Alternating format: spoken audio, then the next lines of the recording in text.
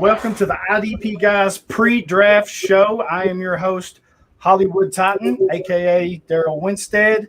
I am joined by at Detroit Beastie, at Dynasty Trip, at Jack.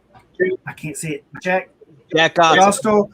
Yeah, there it is. Jack Gostel. Jack the Ripper, aka. I don't know the other two, Brandon and Banks. I don't have their Twitter names up. How's it going, fellas? Pretty good. Excited for the draft. Excited to be here. Awesome. It is draft day. We have got a lot going on. We'll run around the room here. Brandon, tell them who you are, where they can find you real quick. We'll do a quick intro for everybody. Right, sure. Thanks. On Twitter, you can find me at HAYEB3. And I write for IDP Guys, and I do the offensive content there. And I also write for the league winners. I do a lot of, I've been doing a lot of rookie profiles, and I'm going to be in charge of the Debbie content there. So you can look out for that. I'm Chris, a.k.a. at Detroit Beastie on Twitter. I just recently joined the Undroppables to handle all their DFS content, FanDuel, DraftKings. That's really what I love to do, and that's what I love to talk about. And I am a diehard, born and raised on the east side of Detroit, so I am a Lions fan, and I'm very excited. I can't wait to see what the Lions do at 7. I know we'll get into it and all of our quips and what we think is going to happen. But I'm praying. I have my fingers crossed. I have my lucky Lion that I've had for years. He's been to Comerica Park, Ford Field, Joe Louis. He's been all over the city with me. And I'm hoping and praying that they can grab Penny Sewell at 7, boys. So thanks for having me. All right. I'm Zach Bankus. Everybody just calls me Bankus. I'm currently an intern for Tarpsaw Sports Company. Shout out Tarpsaw. Huge football fan. I'm big into football blogs. That's basically all I'm liking to do right now. As you can see, Cleveland Browns diehard fan. Really hoping that they can get a linebacker because we're really struggling in that category right now. But we'll see how things go. Really excited to be here, guys. Appreciate it. I am Jack Gotzel, also from Tarpsoft Sports. You see me a lot on the MMA side, but I also do college football. I'm always in here for the college football. And with the draft, we see college football and the NFL collide. I'm a big Alabama guy, so I'm looking forward to some of these Alabama guys going in the first round here. And we'll see how it goes, but excited to be with y'all today. Hey, guys, I'm Trip, at Dynasty Trip on Twitter. And as you can see from the hat, I'm a Cowboys fan. I grew up a Cowboys fan. However, I'm also a Panthers fan because the Panthers played their inaugural season in Death Valley the year before I got to Clemson. So I know that's cheating, but that's the way I roll. So I got 2 teams to keep an eye for, the top 10. And I have this sinking feeling that the friggin' Panthers are going to draft Mac Jones. But I write for Dynasty Football Factory, which is dynastyfootballfactory.com. And our team is dropping live, or not quite live, but rapid player reactions after every pick. So anybody here who has a subscription to Dynasty Football Factory, check that out. Dropping content every pick, almost every pick. Probably skip the O-line, but the rest of it is going rapid reaction, and we're excited about the content we have for you tonight. I'm happy to be on the podcast with y'all, just shooting the breeze and talking football. So I got off the right side. I just get to talking. So, all right. Tonight, but I really appreciate the IDB guys having me on, and that's good to see. Good to see Hollywood again. And Chris, I think we were on the IDP lounge once together too. So it's good to see you too. And Absolutely, yeah.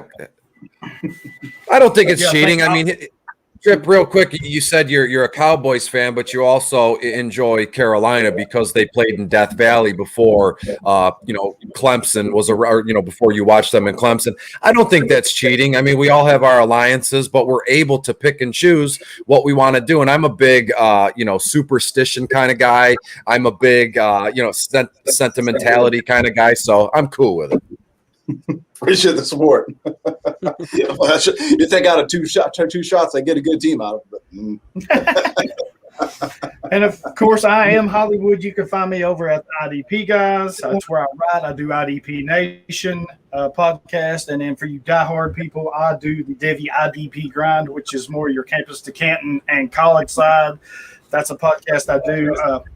thank all of y'all for taking the time to do this afternoon. Hopefully all your teams hit the jackpot and come out good. So, man, we got so much to cover, so much to talk about, just offense, defense, maybe a little gambling, just breaking news, everything and everywhere. I know the boss man's watching. He said nice stripes. Thank you, boss man.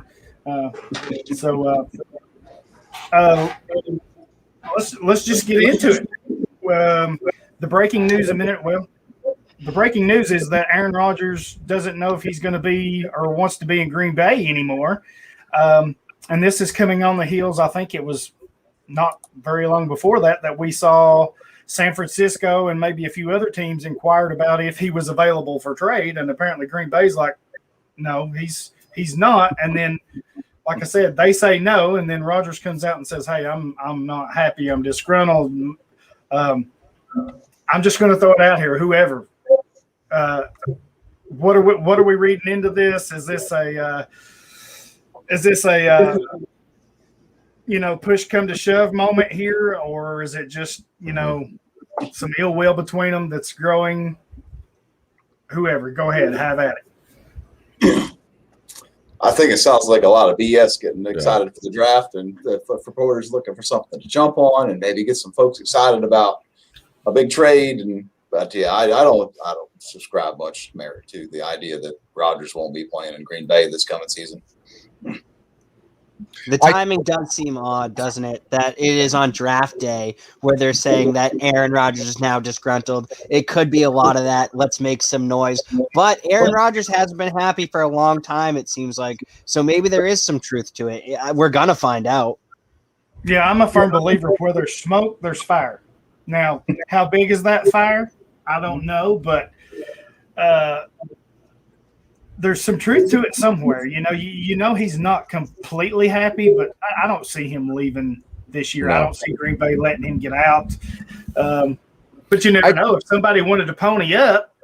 Hollywood, I think it's nonsense, and I'll tell you why. How could this guy be unhappy? He does nothing but date, models, actresses, NASCAR drivers. I mean, this guy has lived the life of Riley since he was a child, playing, quarterback in high school, college.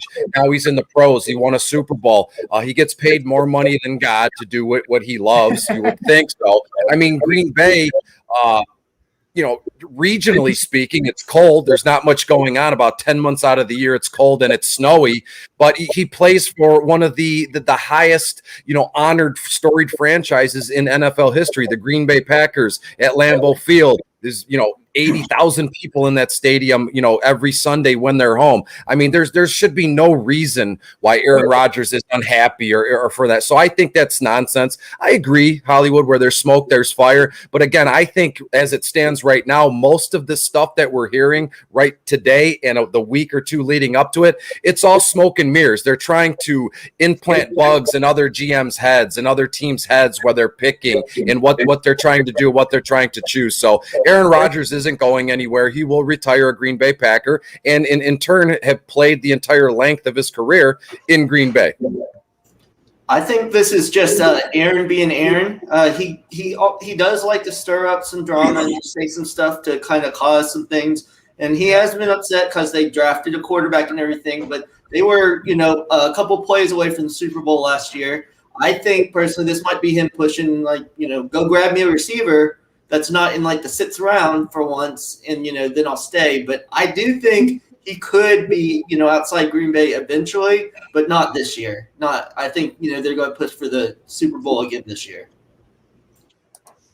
Yeah, I can definitely agree with that. I don't really think he's going anywhere. And for starters, I think any of us would be happy to be dating Danica Patrick. Let's just start with that. But overall, I don't really think he's going anywhere. He's the reigning MVP. Pedraza was calling, man. What's up? But I just don't see it happening. Definitely people are just trying to get all the teams riled up and everything, seeing as much see if they can make anything happen. But I don't see him going to San Francisco. I will say though that if it did happen, something we were mentioning earlier is just the fact that what happens? Do they immediately become a Super Bowl contender? And I would think yes, if that were the case. If they were able to go to the Super Bowl 2 years ago with Jimmy Garoppolo, who's had one healthy season since 2017, what would they be able to do with the reigning NFL MVP? So it is something to think about, but overall, I think he's definitely going to stay put in Green Bay. Awesome. Yeah, I mean, they don't call them prima donnas for no reason, though. I mean, we talked about how Aaron Rodgers has always had all this stuff and like everything handed to him, but that kind of creates that I want more. I want it my way. And I could see there being some real traction here and Aaron Rodgers possibly finding his way out of Green Bay here. I think there could be some fire here. See, I'm kind of with you. I'm kind of with you because – and I'm on the fence, I guess, because I understand what Beastie was saying. He's not going anywhere, whatever. But I'm with you, too. Like I said, where there's smoke, there's fire. Now, how big is that fire? Who knows? But, who's to say somebody – San Francisco, for instance, although they've been turned down, who's to say somebody between now and the draft or now during the draft or whatever, they don't pop up and say, we'll give you blank, blank, blank, and it's a knock your socks off offer. Green Bay drafted a quarterback last year, right or wrong. They drafted a quarterback. Is this their chance maybe to move on? Because one of my favorite wrestlers, he's got one of the best sayings ever. Everybody has a price. Ted DiBiase, everybody's got a price. Now, do you get that price? Who knows? But everybody has that price. What is that price? What is the price to trade Aaron Rodgers here, though? Oh, man, I think it's got to be – It would be astronomical. Let's be honest. Yes, Beastie, I'm with you. It's got to be something that we've never seen before because what did we say before the show? He's on the backside of his career, but Beastie kind of said it, I think it was. He's not only on just the backside of his career, he's on the backside of his prime, so he's got a lot of window left. He's got 3 years contract. That's 3 ones, including this year's 3rd overall. Thanks, Kyle, for joining us, buddy. And let me ask you guys this. So I mean, didn't even think about this, but when's the last time the day of the draft we've seen the last season's MVP traded on draft day? Off the top of my mind, I don't think that's ever happened, and I don't think it ever will happen. I know as the NFL and the world changes with everything that's going on, anything is certainly possible, but it's just not something I think is going to happen. It's never been done before, and it won't be done before. Now, I know you could say, well, just because it hasn't been done doesn't mean it'll happen. It's just not in teams' nature to do something like this on draft day, hours before the first overall pick is to be announced. It just doesn't happen. We don't equate football with MVPs being traded on the same day. It just doesn't make any sense. Yeah, sorry, go ahead. Okay, yeah, mine's quick. Just with Green Bay almost making the Super Bowl last year, they're pretty much building for another run. So they would have to get a veteran, really good quarterback, back. I think that's why they turned down the Jimmy Garoppolo, because that doesn't really, if Love's still not ready, they would need, major pieces to continue that. That's why I just think it'd be difficult, because those top 5 teams don't really have that quarterback, because they're all up there because they need a quarterback. Yeah, and if this is truly coming out today, and this is the first time Green Bay is hearing about this, there's no way a deal gets done, because you don't just trade your franchise quarterback on like a day's notice. On a whim. This would have to be something that Aaron Rodgers has talked about with the Packers for a while now, for the Packers to get something done today. That's going to be the big component. Like, did the Packers know about this before, or is this really all just coming out on draft day? Because I don't think there's any chance he gets moved if this just all came out today. Well, this didn't come out today. I mean, this where there's smoke, there's fire has been brewing for a while. I mean, you go back to the playoff game where they kicked the field goal instead of going for the touchdown, and then he's on Jeopardy and somebody mentions that. So this has been brewing for a while. Now, like I said, how big is this fire? Who knows? But it's not like if you're Green Bay, you've got to know somewhere in your mind there is a possibility that Rodgers is not happy. Now, what do you want to do with that? That's on them. How unhappy is he? Who knows? But I mean, it's naive to think that this, like you said, this just didn't come about today. This has been brewing for a little while. So what do the 49ers do with 3 overall then? Big question. I think it's Mac Jones. Yeah, odds just flipped to Trey Lance in the last few hours. That's my bet. That's what I got in my mock. I think it's Trey Lance. I that's what I want to see, but honestly, I feel like Mac Jones is what they're going to go with. I had Trey Lance, but coming into right now, I just don't think it's going to happen. I mean, let's look at these quarterbacks that are supposed to go here in the first round. Is anybody really NFL ready right now other than Trevor Lawrence? I like to say no. I personally think Field closest after Lawrence.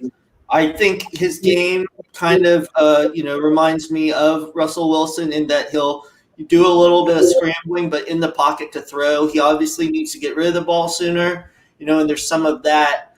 But I mean, I just think he's really good, and I think some of his skills haven't shown because Ohio State's so good.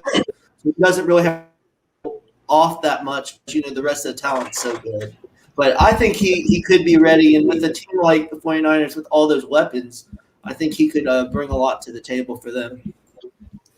What stinks to me is, as you guys probably know, I mean, I mentioned it before we went live. I'm in Michigan, right outside of Detroit, so I'm a big Big Ten guy, and so Ohio State is in my face a lot during the college football season, and they only played 6 or 7 games last year. Half of those were against fluff teams, Youngstown State, Ball State.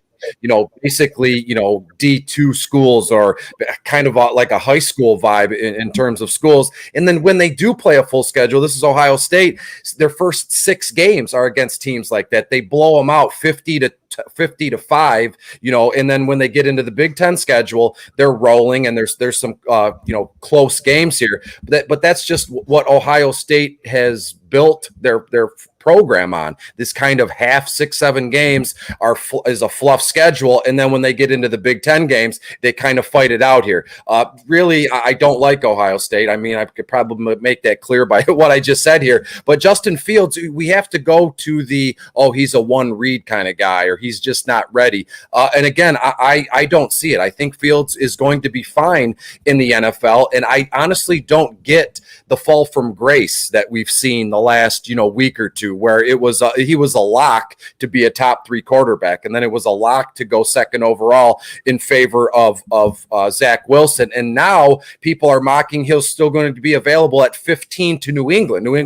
I mean, it's crazy to me how fast a group of people can sway others' opinions, and then we see it, boom, right there in our face within a matter of moments. It's shocking to me, and it just goes to show what kind of like a toxic media and social media is, where one kid or one player, white, black, one woman, man, kid, whatever, we can just take that person and completely stuff it down and cancel it, or we can lift them up and put them onto the moon, as I said before we went live here. But Justin Fields, to me, should be the selection 3rd overall to San Francisco. I just don't think that's going to happen, given all the blowback or the drawback that we've seen, from the media first and foremost as of late here. So personally, I think it's Mac Jones. I was telling you guys before the broadcast had started live that Mac Jones, Justin Fields, you weigh them both out. Mac Jones, there's less risk, there's less red flags with Mac Jones, and if you're picking 3rd overall, as we know, people bust all the time, but San Francisco cannot fail on this 3rd overall pick here. Therefore, I believe it's Mac Jones.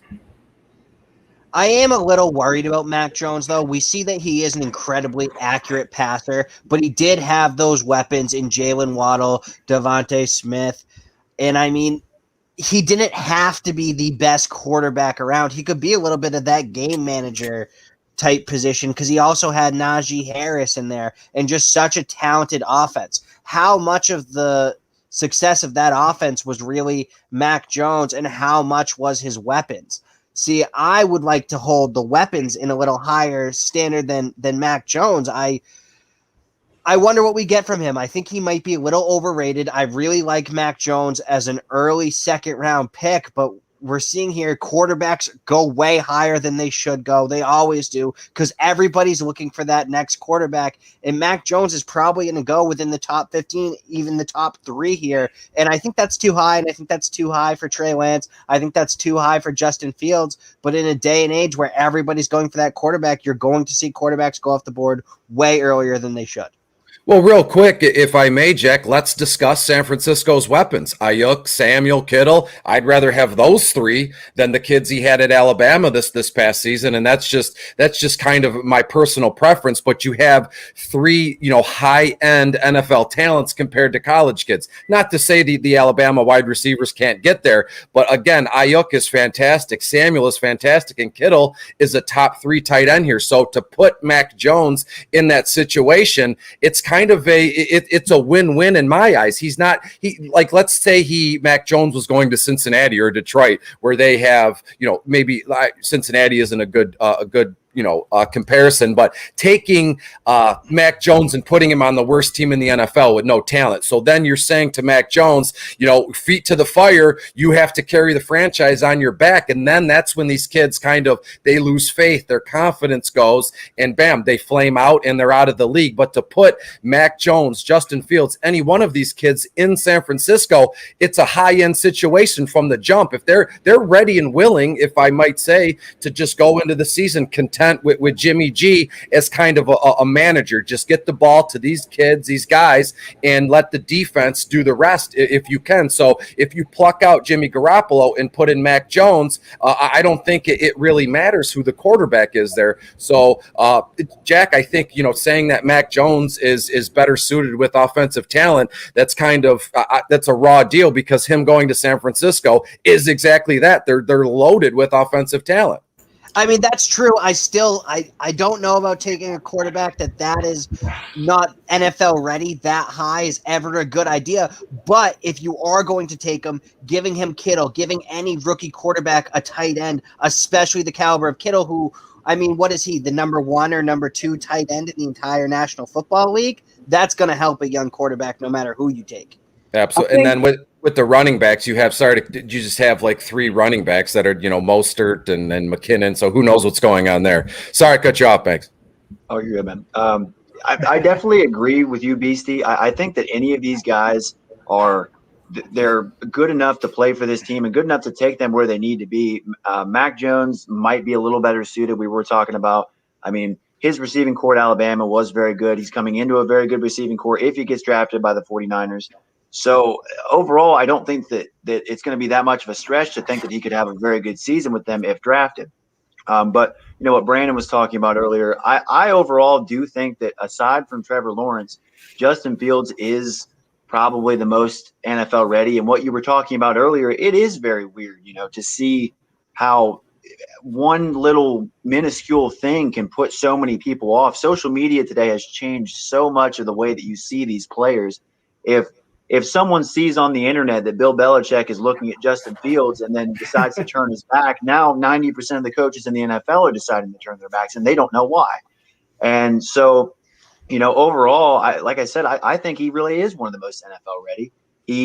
But one of the bigger reasons why maybe some of the teams aren't quite looking his way anymore was because that he hadn't had success as much since 2019 with the shortened season. It was a little bit more difficult to judge how he was playing, but we all know what he was capable of in 2019. He had 41 touchdowns and 3 picks, and he was, a runner for the Heisman Trophy. So I definitely think that if he would have had that full season last year and been able to play, a full 13 games or whatever that Mac Jones got to play, it definitely would have bolstered him, helped him out in this draft this year.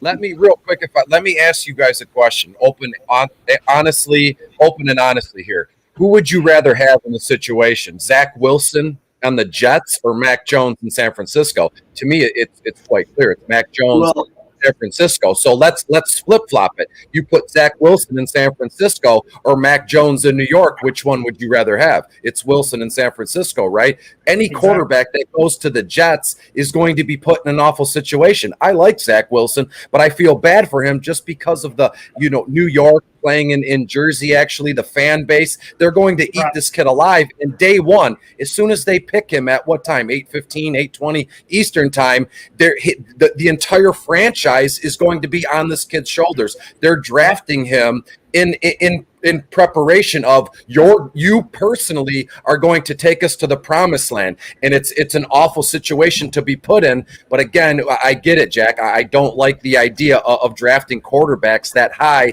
but that's just the day and age that we're in of, professional football. Oh, 100%.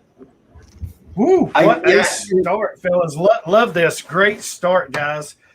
We jumped on this Aaron Rodgers, and it transitioned into San Francisco. Real quick, this is the IDP Guys pre-draft show. Be sure to go check out the IDP Guys site. It's been revamped. All brand new look, new features, everything you can want, offense, defense, Devy, podcast, all that good stuff. We got merchandise up too. You go check that out. We're doing the IDP Invitational. Be sure to get signed up for that. That's a charity league that we're doing. And then be sure to check out our IDP magazine, which if you bought copies last year, you know what is up. We do one offense, one defense. We do a hard copy, or you can do a digital. If you bought this last year, you know what it is. And if you haven't, I'm just going to say it. What we are putting together this year is going to blow last year's completely out of the water. Very well worth the price. Like I said, you can get it digital, or if you're a nerd like me, you like those hard copies where you can make notes in the book and flip through it. Go check that out. You can order those on site too. Where were we? Sorry, I didn't mean to interrupt. I just needed to plug there. How much for an autographed copy, an Hollywood autographed copy of the IDP Guys magazine this season? Well, I'll put it to you this way. Maybe? I mean, you buy the magazine, it's well worth it, and I'll throw in the autograph because let's just face it, the autograph is not worth nothing. So, well, to you it's not, but to me it's worth the world, Hollywood. Well, thank you, Beastie. Thank you. I appreciate that. If I tell you what, if you want to buy the magazine and you want to send it to me, I'll be more than happy to sign it and send it right back to you. How's that? Fantastic. I plan on it when we're done here. Okay. All right. I'll do it as soon as it comes out. You can pre-draft now. We're just waiting on. Actually, we're waiting on these next 3 days to see where some of these prospects land, and then we've got to add in our landing spots, our thought on the landing spots, and then it won't be long. These will be ready to send out and ready to download for your reading pleasure. And hopefully, man, I got to say, I'm so in tune to IDP. Sometimes it's a detriment because I have a few offensive only leagues. So I kind of, like I said, I'm so in tune with IDP. I forget what's going on offense a lot of times. So I had to go back last year and use our offensive magazine. And I'm telling you, it was such a great help when it comes to the rookie class.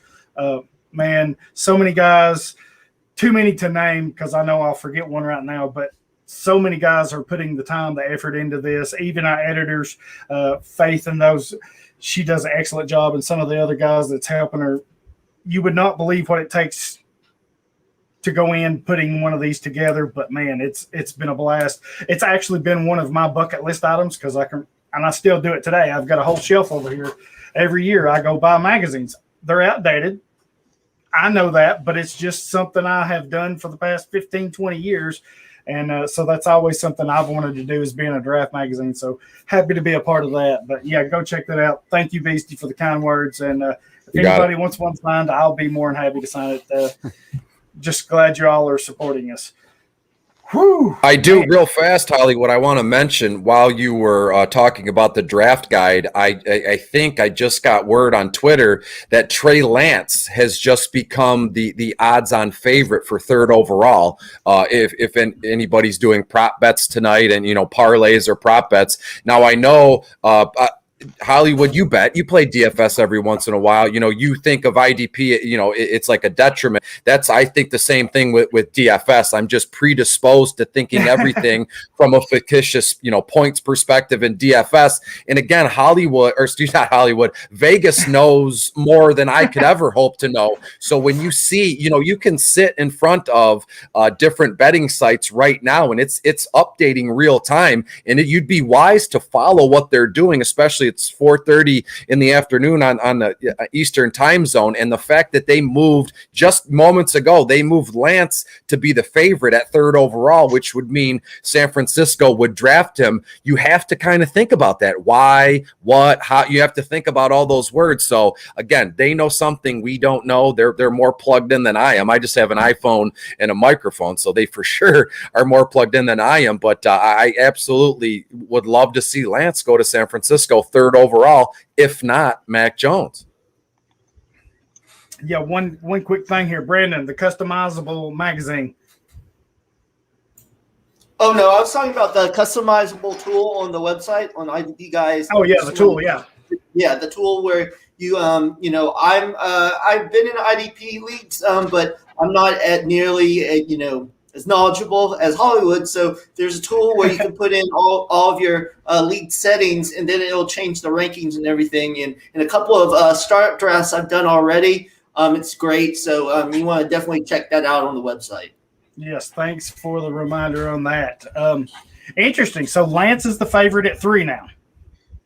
Correct. From what I just read on Twitter, it was a comment on somebody else's post, but it was a respected member, someone I respect, and they're not all they rarely blow smoke, if I may say. I get that, and I listen. As everyone knows, I live in Tennessee, just about an hour east of Knoxville. So I listen to a lot of local radio out of Nashville, and they have been calling the past 2 weeks the season of lies, because you just can't trust hardly anything, whether it's a source or not. It's hard to trust what you're seeing because there's just so much out there. It's saturated. Lance at 3. That's. Ooh. I like I that. have a hard time. I like that better. I have a hard time moving off Jones, though.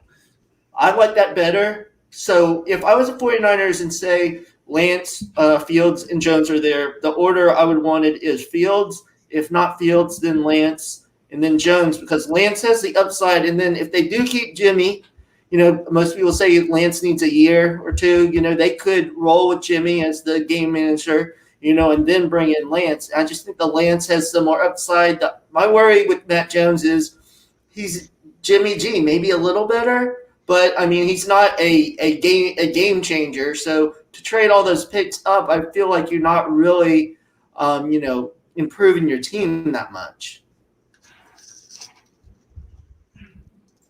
I'm with you, and it's just wild to me. Or one of our viewers said I was wearing makeup. Thank you, Parma.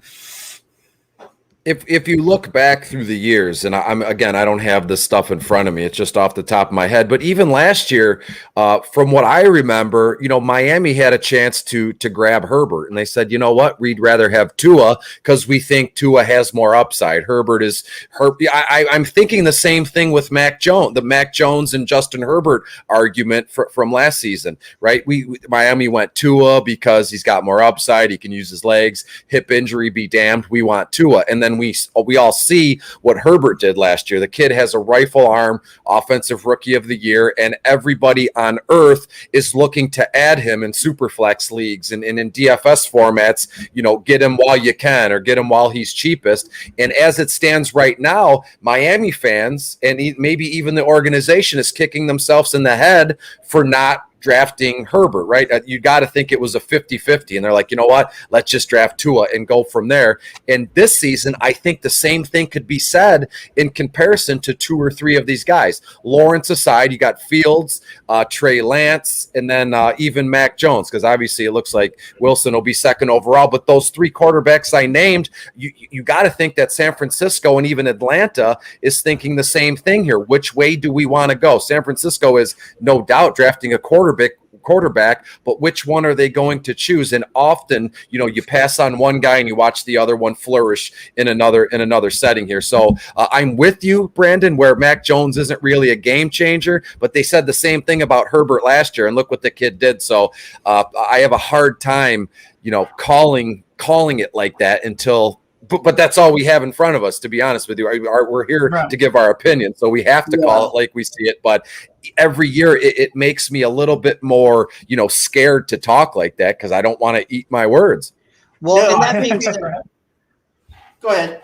Well, that being said, you also can't just judge the draft by the year to follow. I mean, we still have to see what Tua is. He was coming back from a hip surgery. I don't think he was ever really 100%. We saw him get injured a little bit there, and that also could be his career. He could be an injury-prone quarterback, and then maybe it was smarter to go with Herbert. But I would love to give Tua another whole season and then revisit that conversation of who was the best pick between Herbert and Tua. Because I'm with you. Tua's upside is huge. I was just, to be fair, I was just basing my opinion on just their rookie seasons, and Miami's coaches didn't do him any favors. You know, a young kid with no confidence, you know, let's start him, and then they put in Fitz for a half, and you know, they did not do him any favors last season. That's for sure. The only thing I'll say about Herbert is he was higher regarded. I know not many people thought he would do as well as rookie year. I remember the year before when he came back to Oregon, people were saying he would be a top 5 pick. So I think he was at least thought of higher than Matt Jones. So but I get what you're saying. You know, most people didn't think, you know, Herbert, and a lot of, after we talked to some people that are fans of Oregon, they just said they just did not use him correctly. So a lot of times, you know, you can't watch every college game. So, you know, you go off just, you know, what a lot of these people are saying. And sometimes you don't really get all that, you know, too. So, but totally, you know, Matt Jones could be better. You know, I agree. I want to mention. I'm a bigger Herbert fan than Tua myself, and well, I know I have some friends that are big Miami Dolphin fans, and they're just so down on Tua. But I think he needs a little more time. I think he needs another year before we can properly evaluate him. Still not saying that he's going to be better than Herbert, because Herbert just come out and did exactly what I expected him to do. But man, just so much going on right now. Right. Go ahead, right. I can agree with that 100%. I mean, what Jack was saying about, you know, give them a chance. You know, that you can't just base it on their first season. I mean, there's been so many guys in the past where, I mean, even going all the way back to like 2005 with Alex Smith. I mean, he did very well starting off, but they passed, you know, on Aaron Rodgers, who 4 years into his career now is regarded probably by the time he retires as a top 3 player ever, you know? So, I mean, it really, if you just give them some time to be able to develop as a player, and I agree with what you guys were saying with Tua, is that it did not help them at all with the situation, throwing Ryan Fitzpatrick in there. If you give him a full season, just let him play, he very well might be able to flourish. And I think here in the next year or two, we'll be able to see that. Good stuff. I want to ask you guys another question, if you don't mind here, Hollywood. And we kind of touched on it before the Brock. It's Atlanta, the Atlanta Falcons at 4th overall. You know, in terms of what do we think they're going to do and what direction are they going to head? I mean, all signs, obviously they point to Pitts, but to me personally, I've said it for a few weeks now, maybe even a month, that to me personally, that Atlanta is the linchpin of the top 10. What they do or don't do is going to set a ripple effect in the rest of the top 10 here, because honestly, if Atlanta chooses to draft a quarterback, then you know, Atlanta drafts a quarterback and Cincinnati grabs Sewell, then that would mean Miami and Detroit will split Pitts or Jamar Chase here. So Atlanta, to me, I have every eyeball I have is going to be on Atlanta at 4th overall tonight. I mean, why would they not draft Pitts, though? You got to look at it from the point of when you're picking, you want to take the best available player. And the biggest game changer, I believe, in this entire draft, offense, defense, just pure game changer, is Kyle Pitts. He can block, he can catch, he can run. He literally can do everything.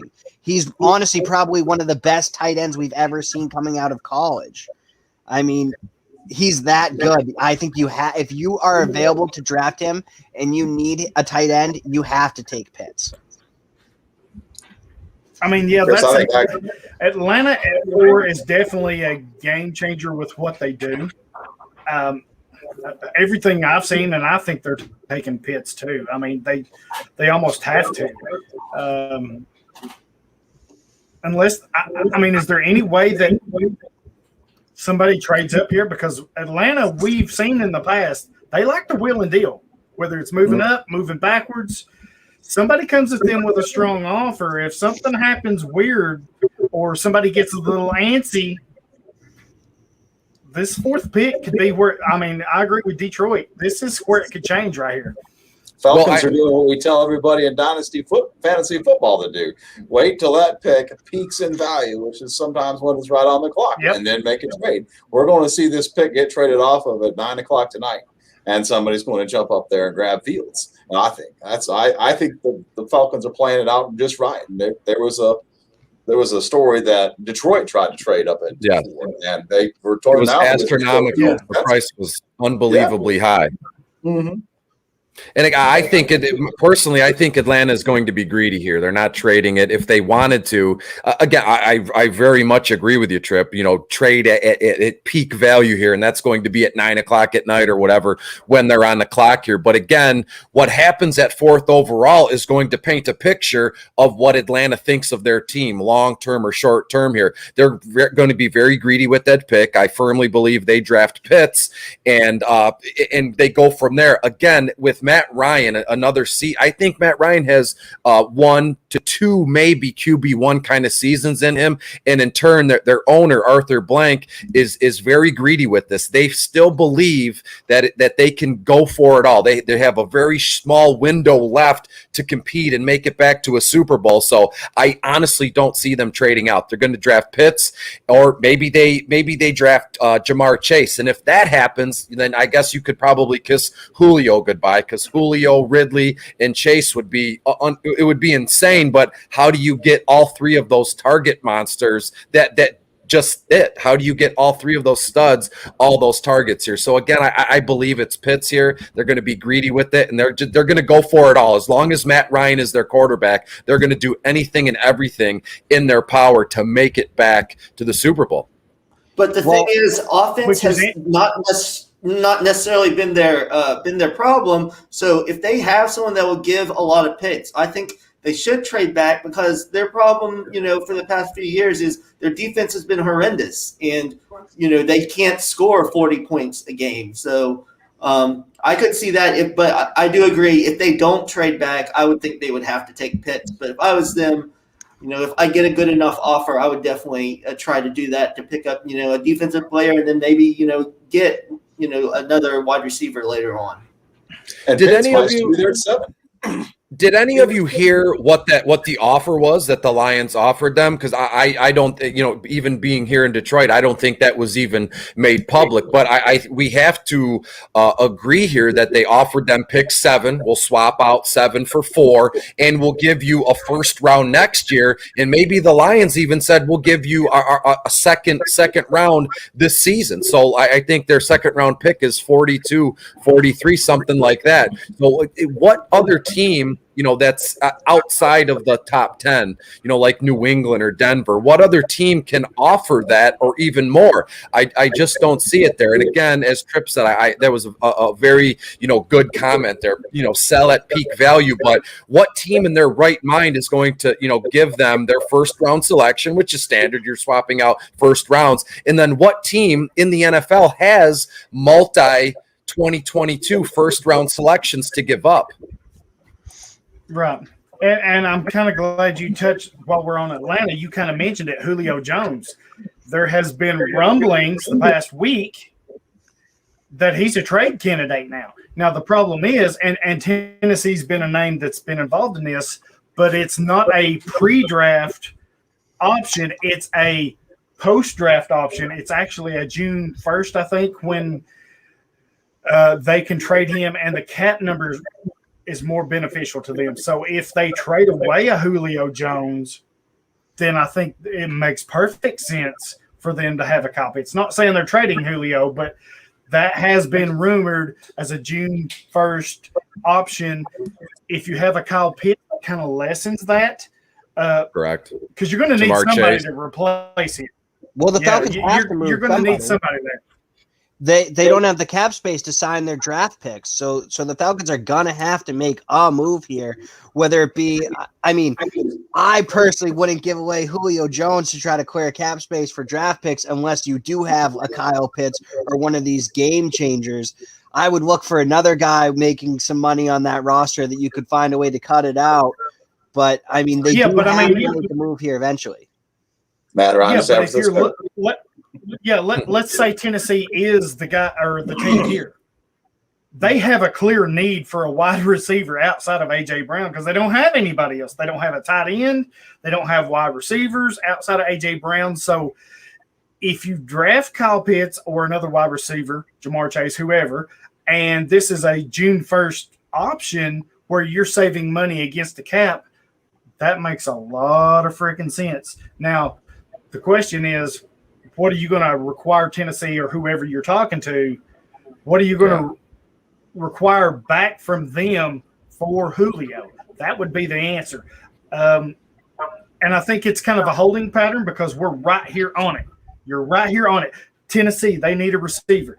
Well, Atlanta ain't going to give him up for nothing. So both teams are waiting to see what they can do in the draft and what their team looks like. Then I think once June 1st rolls around, I think that's when you're going to start seeing some of this movement on some players like that. Yeah. You know what? Go ahead, Jack. I was just saying the only thing with waiting till that point is unless they have some sort of, backdoor deal, a lot of teams can't just wait to, trade for Julio. They're going to draft a receiver. So I think that's what makes it difficult too. Like the Titans, they might decide that they can't wait to see if they get Julio. They might pick a receiver in the first round or the second round. You're right. I think that makes it difficult too. Yeah, you're exactly right. I think a team like Tennessee, and there was 4 teams. So let me see if I can go back and find the other 3. But Tennessee was one of them. That's why it triggered my memory. They're clearly in the market for a wide receiver. Whether they trade for somebody or whether they draft somebody, they need help. All they have is A.J. Brown. So I think the option for them is to draft one and still be interested in a Julio Jones. I think it's there. For Atlanta, this is all about the cap number for them. When the Ravens were heavily yes, the Ravens rumored. was one of them. Yes, the Ravens is another one. So for Atlanta, it's all about waiting to June 1st when that cap number comes down that they get hit with. That's why there's a delay between now the draft and June 1st. Like you said, Brandon, you're exactly right. Teams can't wait. So I expect teams like Baltimore, I expect teams like Tennessee that need a receiver. They're gonna perceive that this trade is not happening. Hey, we're going to get our guy in the draft. We'll revisit this once we reload and break down what we got in the draft hall. Then we'll see if this is an option. Yeah, I mean, anywhere Julio goes would be, like when, let's say, Curtis Samuel was available, right? And everybody was saying, wherever Curtis Samuel goes, you could be a winner or a loser. And going to Washington was fantastic. It doesn't matter where Julio goes, that team is instantly better. Julio, as we know, is, I believe, 31. He'll be playing in his year 32 season. And I mean, he's got low to little tread left on those tires with all the soft tissue injuries to his feet and his ankles here. But, Julio to Tennessee would be scary. Derrick Henry, A.J. Brown, that would be insanity. Julio to Baltimore would be insanity with the threat of Lamar Jones. We all know it. Hollywood down not you, Daryl, but Hollywood, Marquise Brown down there. So anywhere Julio Jones goes, it's going to be unbelievably fantastic, which is fine. We can talk about where we think he's going to go until the cows come home. But realistically, what do these said teams have available? Because Julio is going to command a very high price. Let's be honest, but the teams that pay for him know it's only a 1 or 2 year rental. Julio's not, the number 1 overall dynasty asset. He's not that player anymore. But I would be willing, a team like Tennessee or Baltimore might get nuts with first round selections. I could see Tennessee, maybe sending over Darrington Evans. Same thing with Baltimore. Maybe they'll send over Gus Edwards and some first round selections. I mean, so once Julio, we know he's going, and once the deal is done, let's say, the haul back for him is going to be substantial. But that's, not saying anything we don't already know. Yeah, I've read that the asking price was a second round pick, and just looking at its cap hits, his live cap hits for the next 3 years are 23, 19, and 19. So they're not going to be able to get first round picks back in return for a guy with that big of a cap hit at his age. Right. And I think this is kind of where some of the delay is. It's out there. He's available, I'm sure. But you're going to wait to see with draft night up on us. I mean, we're hours away. Teams are going to hit the brakes. Baltimore, Tennessee, whoever, they're going to hit the brakes, see what they can get in the draft. Then they'll revisit this later. And the same with Atlanta. They're going to go ahead and put him out there. They're going to wait till June 1st when that cap number comes down for him. And I think that's where you're going to see this move, if it happens, may possibly move. Whew, so much good stuff. And we've talked about it. Let's look at something else that had this another big topic. The Broncos trade for Teddy Bridgewater from the Panthers for a 2021 6th-round pick.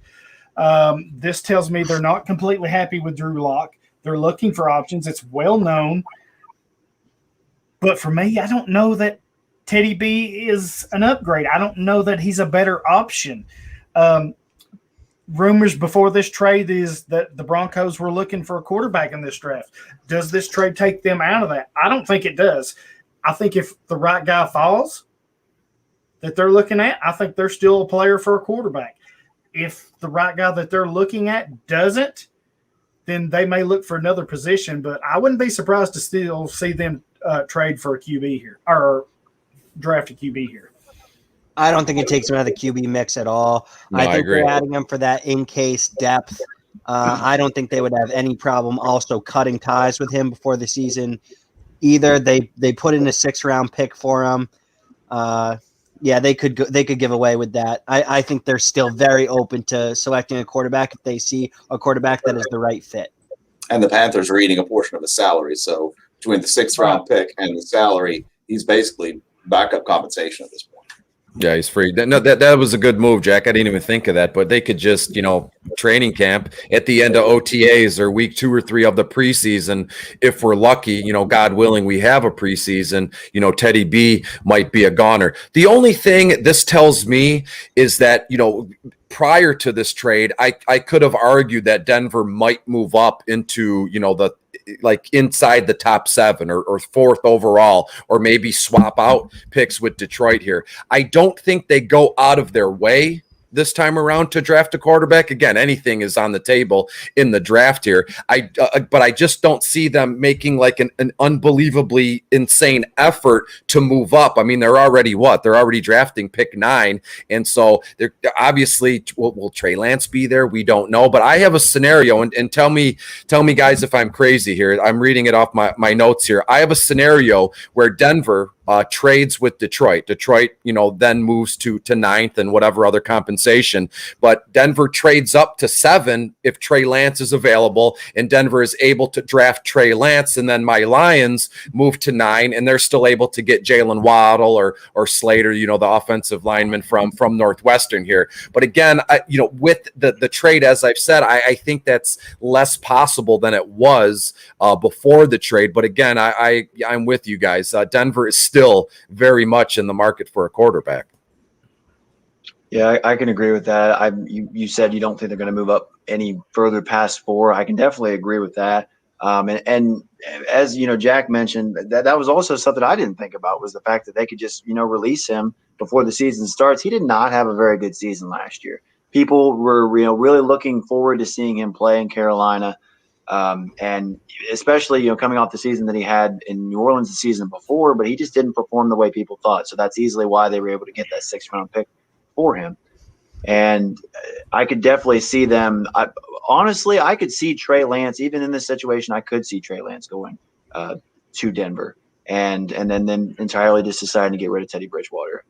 And I'm actually very excited to see how that works out. And I also think that there's still room there for Drew Lock. As much as he's had problems in the past, I actually still like him as a quarterback. And I think that there is a chance that, he could fall into a situation like Jameis Winston where, he's a backup for somebody retires, he gets a chance to step up, and he may be able to actually capitalize on it. So we'll see how that works out.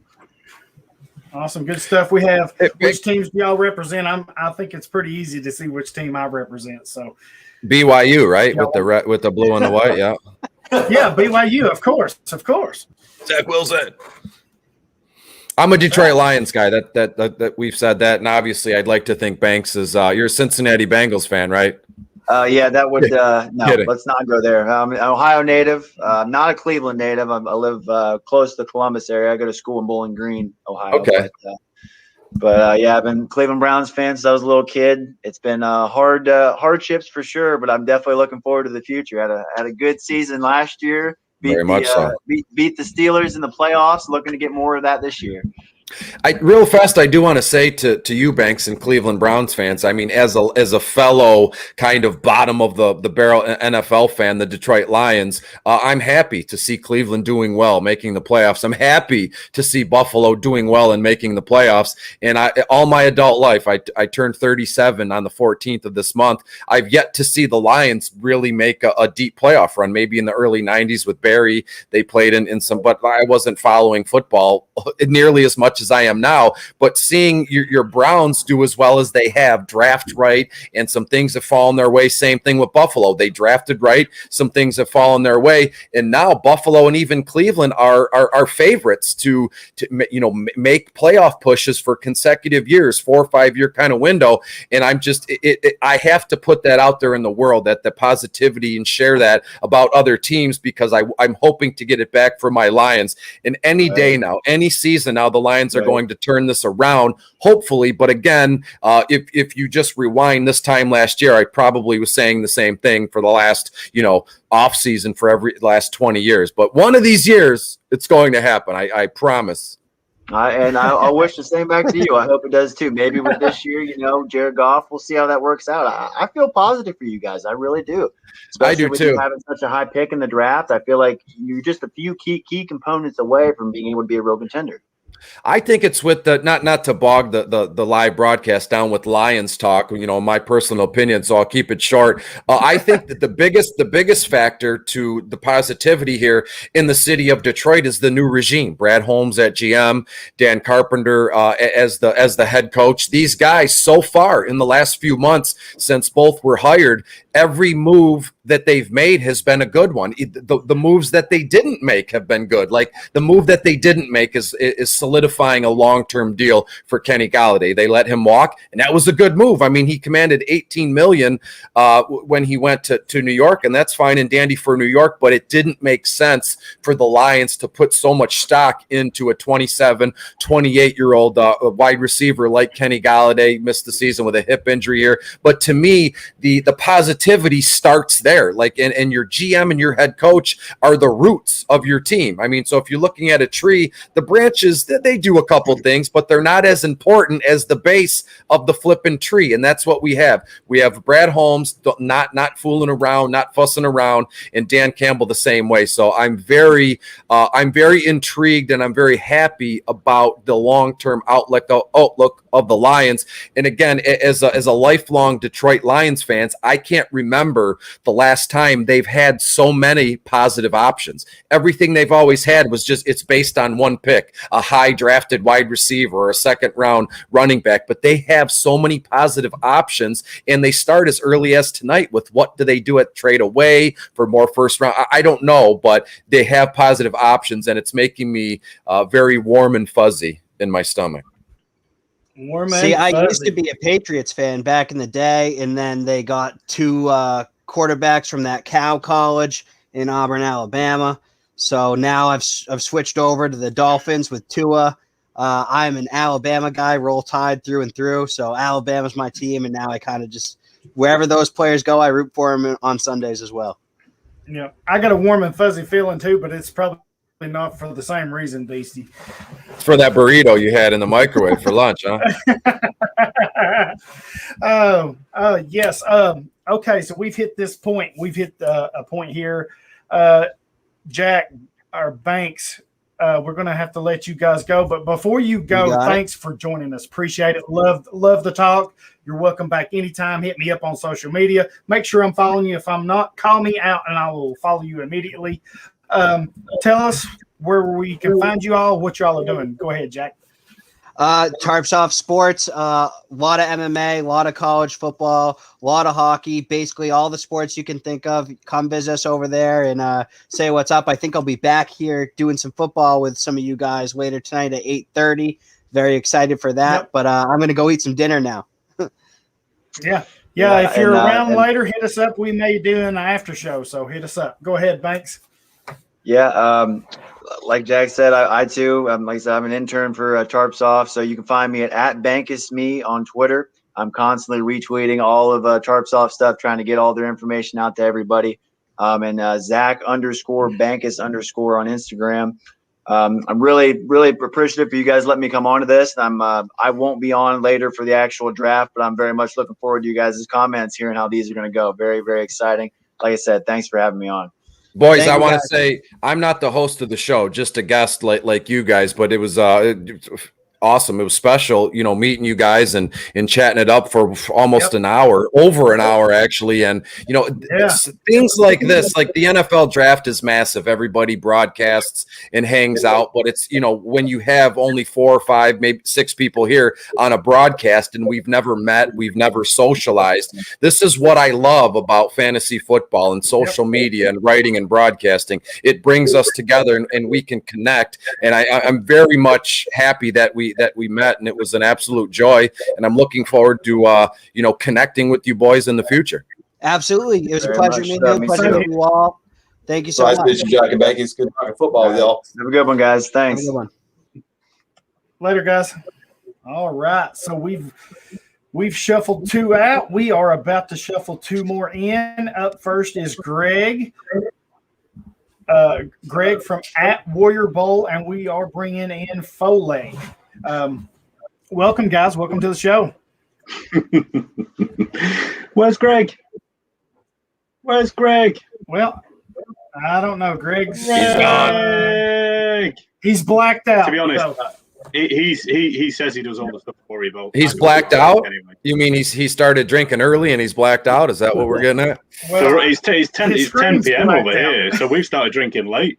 Yeah, hours ago. Yeah, I do all the hard work for worry about anyway, so. You started drinking late. I started drinking early, so I'm way ahead of you. What time is it over there then? Is it 5 p.m.? 6 p.m.? Yes, it's 5 p.m. for me, yes. Oh, you should be drinking by now on draft night, surely. Oh gosh, yeah, I'm way into it Lovely now. stuff.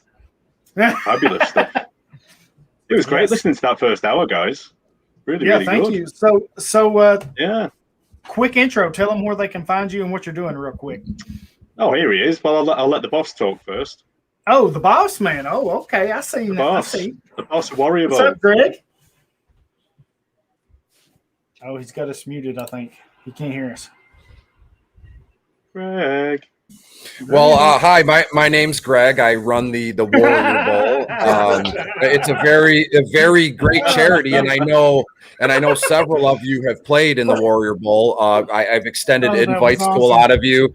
Detroit Beastie has even played in the Warrior Bowl. Did very well. I think he played in the championship game last season for one of our divisions. I'm happy to be here with Foley. He's also a friend of ours in the Warrior Bowl. So thanks for having me, guys. And I'm Greg from the Warrior Bowl.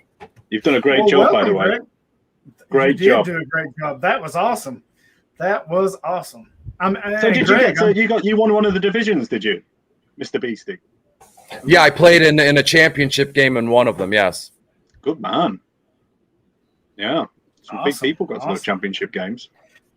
And I think if I'm not mistaken, because it's on Sleeper, I was trying to clean up what I was doing. I had all these teams, and I completely left the league. I thought it was a one and done kind of thing, and I dropped out. And I got a few messages on Twitter saying, Chris, why did you just quit the Warrior Bowl? I thought it was just a redraft thing. So I believe, Greg was the person I had to DM, and I go, man, I screwed up. I just split on the league. Wasn't on purpose. I thought it was redraft. So I had to be reintroduced to the Warrior Bowl sleeper team. And I'm glad that happened that way. So it was really good. It was really good last season, and I'm even more excited that it's a dynasty thing. Redraft is one thing, but when you build relationships and you connect with other people in the league on other social media platforms like we're doing now, it was a pleasure. I look forward to hopefully getting over the hump next year and winning the league, winning my division. So I appreciate that given the chance to do so. Good. Well, yeah, Greg told me he wanted to do the full introduction because he's the big man who started it all. But as soon as he's just sat there completely bloody ignoring us, Are you ignoring us? Speak up, Greg. Hey, I'm here. I'm here now. I'm here. There he is. I was just about to badmouth you all over the internet. I thought that was you talking the whole time, Greg. Yeah. Do your best Detroit accent. I was sat here watching you guys for the whole hour, no internet problems whatsoever, and then the second it's time for us to come on, gone. So yeah. Well, tell them about Warrior Bowl. Yeah, tell us all about it. Okay, yeah. So Warrior Bowl basically started last year. It's a massive charity league, effectively. So last year we had 240 teams, fans, and analysts around the world. So we had guys in from 22 different countries competing on 6 continents. So yeah, it was great. It was all on Sleeper. We raised money for 3 charities here in the UK, and overall throughout the season we raised just over £10,000, which is like $13,000 US, I think. So which was great. We raised a ton. And so, yeah, we're back for year 2. We're aiming to double up and go to 480 teams this year is the plan. You're crazy, Greg. Can't be done. So, yeah, we're about 250 signups so far. So we're over what we had last year in terms of teams. So, yeah, it should be good. We can't wait. We had loads of really good guys involved last year. Chris has already mentioned he was involved. And it was one IDP guys, one of your own, that actually won the whole thing. So Steve Perkins flavorized this, won the whole lot, the ultimate fantasy football warrior. So yeah, quite nice that we're on with you guys when he's the reigning champ. Yeah, I didn't realize he was from here. He beat 6 continents and 22 countries to be the ultimate champion, didn't he? Holy smokes, that's phenomenal. Yeah. And Greg, I want to say thank you. I believe I was telling the story. I don't know how much you heard. I completely left the league, about a month ago, and I had to DM you. I believe it was you to say I'm sorry I did it. I thought it was a redraft league, and so I want to apologize for that. And I want to say thank you for reaching out last season, and allowing me to play in the Warrior Bowl with so many great people. I had a blast, and it was one of those things where people like.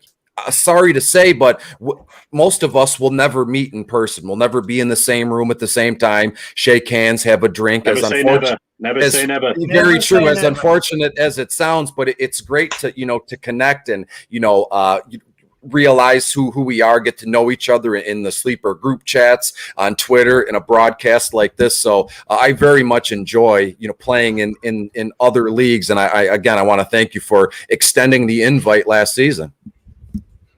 No problem. We're really glad to have you. We're glad you got involved. When we first kicked this off, it was 12 months ago. The idea didn't even exist. It wasn't until like May, not long after the draft. A lot of the Scott Fish Bowl invites are going out at that time, and I kind of had this idea. I thought, maybe we could. Is this? And I messaged a couple of people and said, I've had this idea. Is this ridiculous? Can we do this? Because I'm not even on Twitter at this point. So the thing doesn't exist. So could we get 240 people basically from scratch, and go from there? And so May was the idea formed. Yeah. Everyone said no, and I went, screw it, we'll do it anyway. It's a terrible idea. Yeah, I feel so ashamed because I just found out about this a couple months ago. So I would love to join. Tell me how to sign up, and I'd be more than happy to get in on this. Absolutely, yeah. So all you got to do, you got to go to warriorbowl.com. Sign up on there, fill the form out, put your details in. You'll get an email, and then invites will start going out probably July. Drafts will kick off around August. But awesome. Yeah, really simple. All you got to do at this point is just go warriorbowl.com, fill your details in, and you're away. Awesome. So the first hour, we kind of dominated offense, quarterback talk mostly. Time flies when you're having fun. So Beastie. I know there's a lot of stuff going on. We're fixing to get into some IDP, so let's transition from offense to IDP. But let's do it on the prop bet side. I know I'm gonna let you cover the offense. I've got some IDP stuff. Before we jumped on the show, looking at some of the sites, the top safety drafted off of the board was Trevon Mooring at -400. I like that if that's the bet you want to place. Top defensive lineman was drafted was Kwity Paye at -150. I think that could go either way. As the first edge rusher, you're saying? Yes, as the first defensive lineman drafted. Yes. Yeah, I agree. Probably to Minnesota if I had to place a bet. 14th to Minnesota. Yeah, I think so too. I like that. First linebacker drafted, Micah Parsons at -400. I really like that. He's the best player in this class defensively, despite some of the red flags that you see. And then the top cornerback drafted is Patrick Surtain III at -200. I think that's very feasible because I think Dallas is a player at 10 because they need so much help. But the wild card is going to be Caleb Farley because everybody thought he was the number one corner, and some people still think he is. But as I've noted here in some of my notes here, he's going to have a third surgery on his back, and it's not a third different surgery, but it's a redo of his first surgery. I guess from what I can gather, when they did the first surgery, they just went in and, for lack of a better term, they half-assed did it. They did what they thought they needed to. Now they've got to go back in and do the full procedure. So I think that's where it is. And now he's caught COVID, so he's not even going to attend the draft. That's a concern. Caleb Farley is so intriguing because New Orleans Saints, the past 2 days, they have been calling everybody in the top 10. I'm a Saints fan. Talk to me. Okay. So they've apparently been checking in with the teams in the top 10 because they are looking for a replacement for Janoris Jenkins. So they're really interested in Farley. So apparently they're not put off by this. So they've got to get in front of Dallas at least at 10 if they want to draft the top corner. And I think that's a little early because I think Farley with this back surgery and this COVID now, I think he slides a little bit. Man, we couldn't get to top 10 though, could we? I mean, it cost us a fortune to get to top 10. We just don't have that kind of or draft capital. We just couldn't do it, could we? Yeah, that's kind of what I'm hearing. I'm surprised that they checked in, but apparently there's enough people that still like Farley. They're trying to leapfrog them. Right. And then personally, boys, I have Farley going 20th overall to Chicago because, as you know, they cut Fuller, Kyle Fuller, so Farley to 20. And let's say again, by all accounts, Chicago looks like they might go Rashad Bateman, the wide receiver out of Minnesota. And if again, Chicago would probably be the biggest, hump to get over. If New Orleans at 28th wanted to get in on Caleb Farley, which I think is very reasonable, shouldn't be an issue. So to move into the top 10, that wouldn't be smart for a cornerback. But I think if they wanted to swap out with Chicago or a team like Vegas at 17, that's more realistic. And then you're talking that's the perfect kind of spot, perfect area to draft Farley or even Horn, J.C. Horn there, who I could see going to Philadelphia at, I believe, 12th here. So, anything after the top 15 is more realistic for New Orleans to kind of get into. But I'm with you, Hollywood. Them checking in, looking at, feeling out a top 10 selection is it's news to me, and it's shocking. Yeah, I mean, I didn't expect it either. And then I saw it the last couple of days. I checked around, and that seems to be the legit consensus. They have legitimately been checking in with some of the teams. I'm guessing probably 7 through 10 or 7 through 9 mostly, because you're probably not taking him in the top 6. So they're probably looking at 7 through 9 to leapfrog Dallas. From what I'm hearing, Dallas is really tuned in to Patrick Surtain, which if he's the top corner drafted at -200, I like that too. But Farley's a wild card because with this back surgery, I think before this come out, he's probably the top corner off the board. I think this surgery hurt him a little bit. Plus, I think this COVID thing, because he's not even going to attend the draft now because of it. 2 more that I have, a top 32 pick, linebacker Nick Bolton from Missouri. You can get him at +135. That is great value because he could very well sneak into the first round. So if you like to gamble, that's one that I'm really looking at, and I've placed a few dollars on that because I think he's one that could sneak in. And then another one is a top 10 pick, Micah Parsons. Everybody's enamored with these quarterbacks and with Kyle Pitts, Jamar Chase. There's a possibility if this draft goes a certain way, Parsons could slide in the top 10. I've seen Denver interested. And then you got to look at teams like the Giants. Okay, their guy's gone, so let's move up and take Parsons.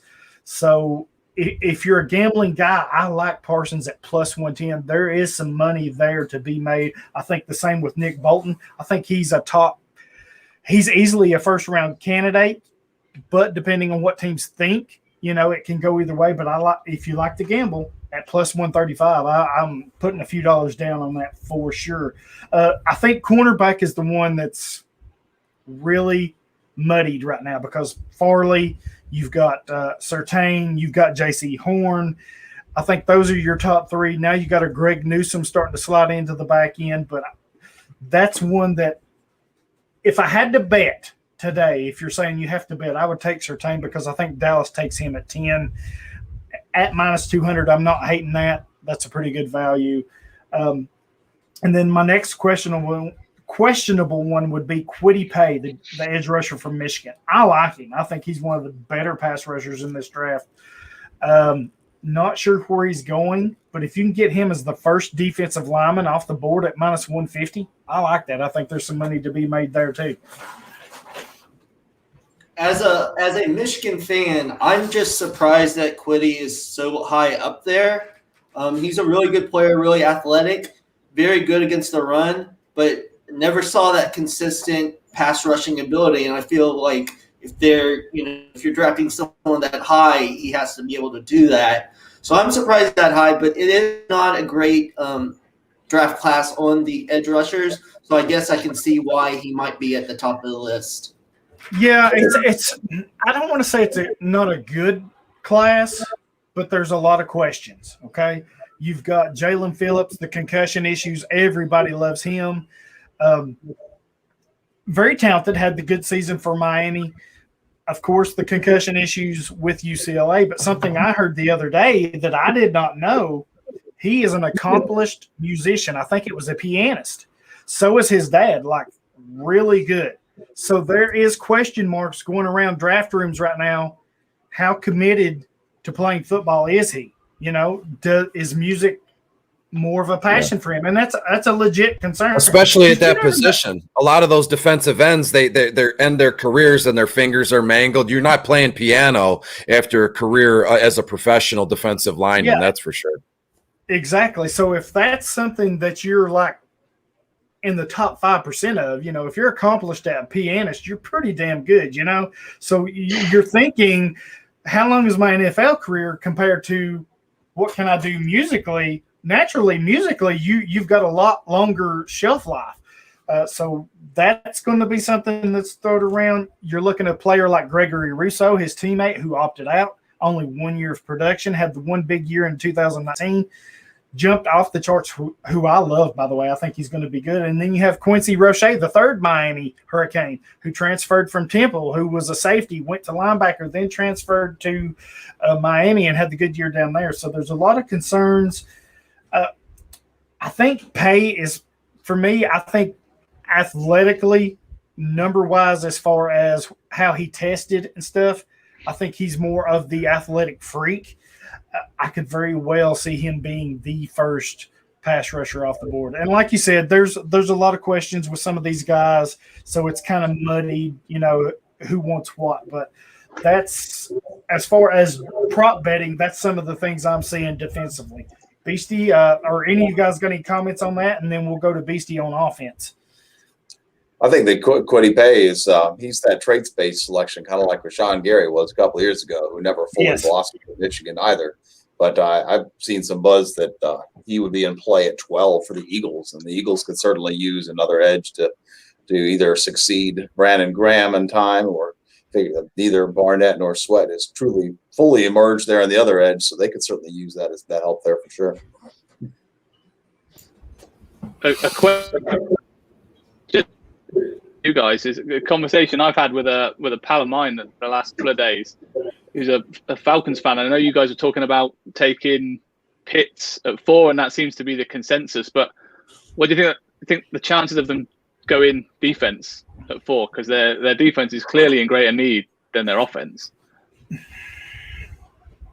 I agree. I think their defense needs a lot, but I think they would have to trade back. They're not taking defense at 4. No way.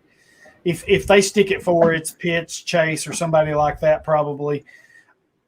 I almost think they need to trade back, and I think they've not said this, but I think in their mind they're wanting to trade back. They want somebody to come up and take that 4th pick. Yeah. Because I'm with you. I think they do need some help defensively. And this class, wide receiver-wise, they can kind of afford to trade back and pick up somebody later and also get a defense player. So, yeah, I agree with you on that.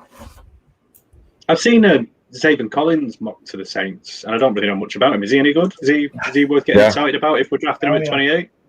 You must have read my mind. I have that exact pick in my. I only did one of them. I didn't want to be the guy who does 75,000 different mock drafts. But I don't know too much about Xavin Collins in terms of his academics career. But I know on the football field he is a sideline to sideline kind of zooming around linebacker, which New Orleans at 28th could benefit very much from drafting a kid like Xavin Collins. Yeah, Xavin Collins is a beast. And if you've listened to IDP Nation, you've already heard this story. So he gets recruited out of high school. He played safety in high school. He comes to Tulsa. They put him at safety. First of all, credit to their weightlifting crew or coach or whoever they got down there program. But he come in as a safety, and he just kicked ass and bulked up, and he's still fast, but he went from safety to linebacker. They had to move him to linebacker. And even this past season, if you watched him, they had to hold him back because he was killing it so much in the weight room that he was beginning to get into defensive end level. They were thinking about moving him up to defensive end. He is just a beast. He's what? I think 260, runs a 4.5 something. Ran an interception back 96 yards for a touchdown. I mean, he is a athletic freak. Would love to see him in Tennessee. That's been a name that's thrown around late. Whoever gets him is getting a real deal. He is, outside of Parsons, he's probably the best defensive player in this draft. Didn't Urlacher also play safety before he got moved to linebacker? Yes. Kind of the same type of thing. I remember Urlacher in college returned some kicks too. Yeah, he was a kick returner and a safety for I think it was New Mexico or New Mexico State. I can't remember off the top of my head, but yeah, you're right. New Mexico State. Yes, New Mexico State. And yeah, hey, Hall of Fame linebacker. He absolutely killed it in Chicago. One of my favorite. Actually, my son played for the Bears youth team that I coached for years, and his number was 54. He wanted to be like Brian Urlacher. So. And if I'm not mistaken, culturally speaking, Urlacher was able to date Paris Hilton for an extended period of time, which only adds to the allure of what a stud middle linebacker for the Chicago Bears can do in their life. Off that's the field, right. on the field. Give him the blue check mark for that. Yeah, absolutely, absolutely. But do y'all have any other things on prop bets that you're seeing for people to bet on right now? Or I mean, I have dozens of them on the offensive side of the ball, but I'll kind of trim it down here. I don't want to lose anybody. But to me, go ahead. As we know, for this, so go ahead. As we know, there's really no money to be made on the first overall selection. That we've known that it's going to be Trevor Lawrence. It's been Trevor Lawrence for a year and a half now, something along those lines, and that's fine. But there's no money to be made. I think that putting money down on Trevor Lawrence, he's minus 50,000 right now. So if you put $1 in, you still owe money even if it hits here. So to me, the bet everybody is looking to right now is who's going to be third overall, because again, it's basically set in stone that it's going to be Trevor first and then Wilson second overall to the Jets. Okay. Here, so Trevor first, Wilson second to the Jets. Those are locks. It's going to take bukus of money to make anything off of them. even if you parlay them. Normally, if you parlay, you can kind of spin your money to your advantage. But I'll get to it. I love, one of my favorite bets for draft season is predicting the top 4 in a row or top 5 in a row, and I have some options for you, and they're all big money. They're plus 2,000, plus $2,600. So $1 would net you $16. $1 would net you $26 here. So to me, what if you're a betting man, which is what we're doing, if I'm talking about, is third overall. We've talked in length already for about an hour and 15 about, what San Francisco is going to do third overall. Is it Trey Lance? Is it Justin Fields? Is it going to be Mac Jones? I said about an hour ago, I firmly believe it's Mac Jones, but that's not going to stop me from betting that it's Trey Lance here. So again, number 1 is Fields. Number 2 is Wilson. But right now, the most money to be made, and it's an underdog right now for third overall pick, is Justin Fields, who is plus 375, minted plus 375. So again, Ohio State product. It's a very, I don't want to say it's a safe pick, but again, Mac Jones, I think, is minus 160. So Trey Lance, I believe, again, is plus 560. So smart money is on Fields, third overall. There is a lot of money to be made, but one bet I want to go over, probably my favorite one of the night here, is the first 4 picks in order. As you said, Lawrence, Wilson, Mac Jones, and Pitts. That's how we think it's going to go. No money to be made. That order is minus 135. Now, here's where it gets interesting.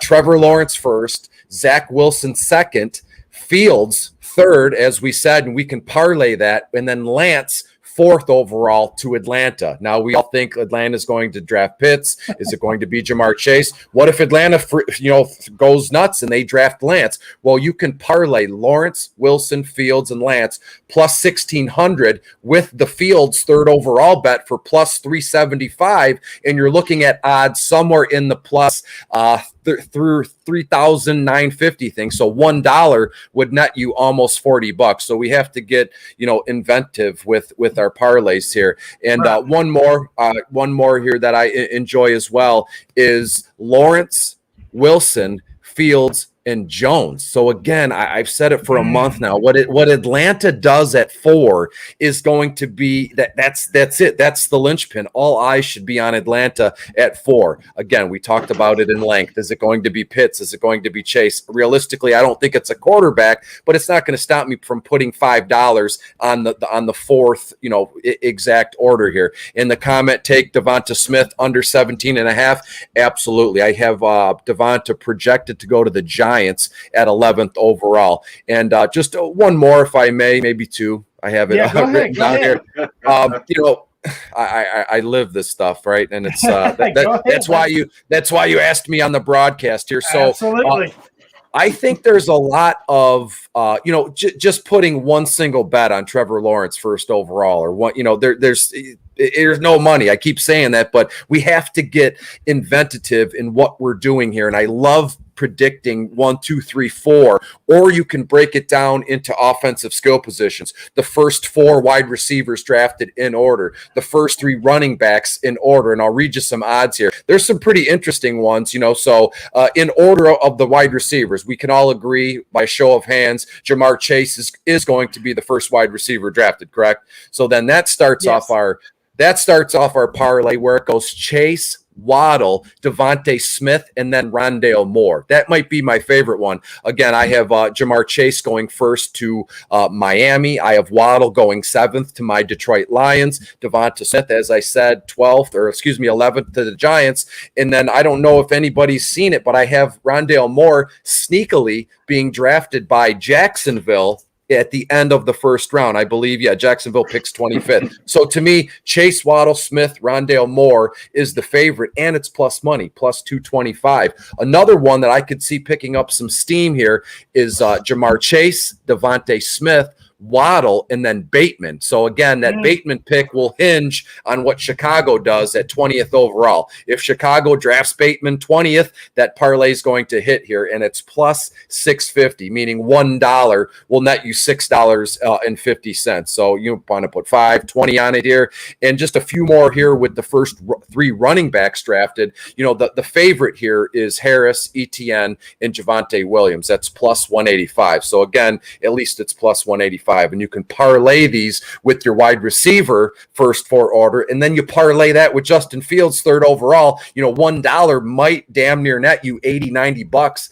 if you get it in right here. But the one that's the most interesting, the most money to be made is Najee Harris first, Javonte Williams second, and Travis Etienne third. Doesn't matter what teams they go to in the order they were drafted. That one is plus 1,000, meaning $1 will net you $10. I love that idea. I think Najee Harris, again, correct me if I'm wrong, Harris goes to Pittsburgh first, and then Javonte Williams goes to how can I put this? Maybe Buffalo at 30th overall. I've seen a lot of that. And then ETN goes to Atlanta with their first pick of the 2nd round. So I could see that one, picking up a lot of traction, and that's plus 1,000 again. And in terms of the quarterbacks over under draft position, Mac Jones is over under 3.5 overall. So again, if you think Mac Jones goes to San Francisco 3rd, you're going to want to bet the under here. And then Justin Fields, this one is wild to me. Justin Fields over under draft position 7.5. So again, if you believe Fields goes 3rd overall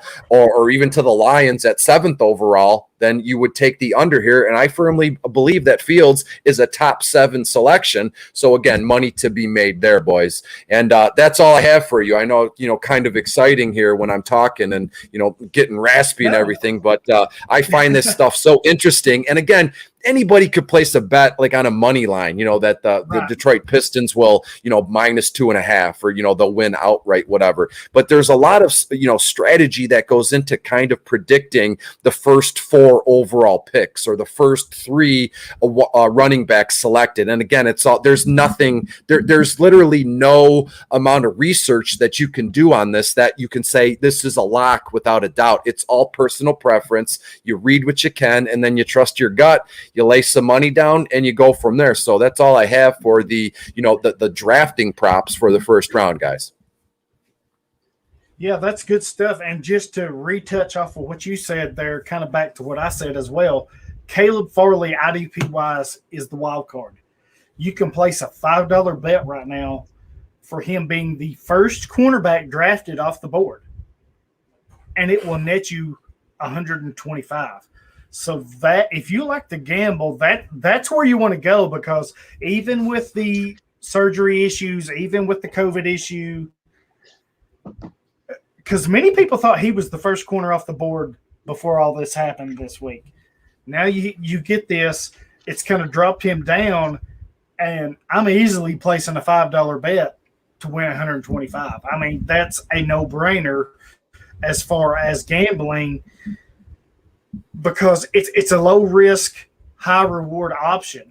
Surtain is an option at 10, but you don't know what these – if New Orleans is trying to jump in the top 10 for Caleb Farley, you got to think there's other teams interested in it as well. So a long shot, maybe, if you will, put a $5 bet down, because the return is going to be 125 if he's the first corner off the board. That's why what we're doing is so fantastic, because you're so optimistic that you can get those odds on Caleb Farley. And no disrespect, but there's no way in hell Caleb Farley is the first cornerback selected, and that's fine. That's my opinion. It's going to be Surtain. I have several different things I've written down where Dallas trades out of the 10th spot with New England at 15, or they trade out with Vegas at 17. And no matter what way you slice it, Dallas is going to draft Surtain, and it's most definitely going to be before Caleb Farley. But that's just me, and that's why these books win all these monies, because one of us, Hollywood, is going to be wrong, and the winner is so.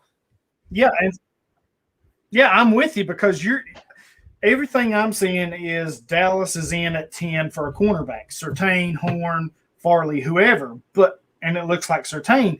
Now I'm hearing Dallas moves back or whatever. If Dallas moves out of that spot, I am hammering Farley as the first cornerback off the board, because I think the value's there. I mean, at what did I say?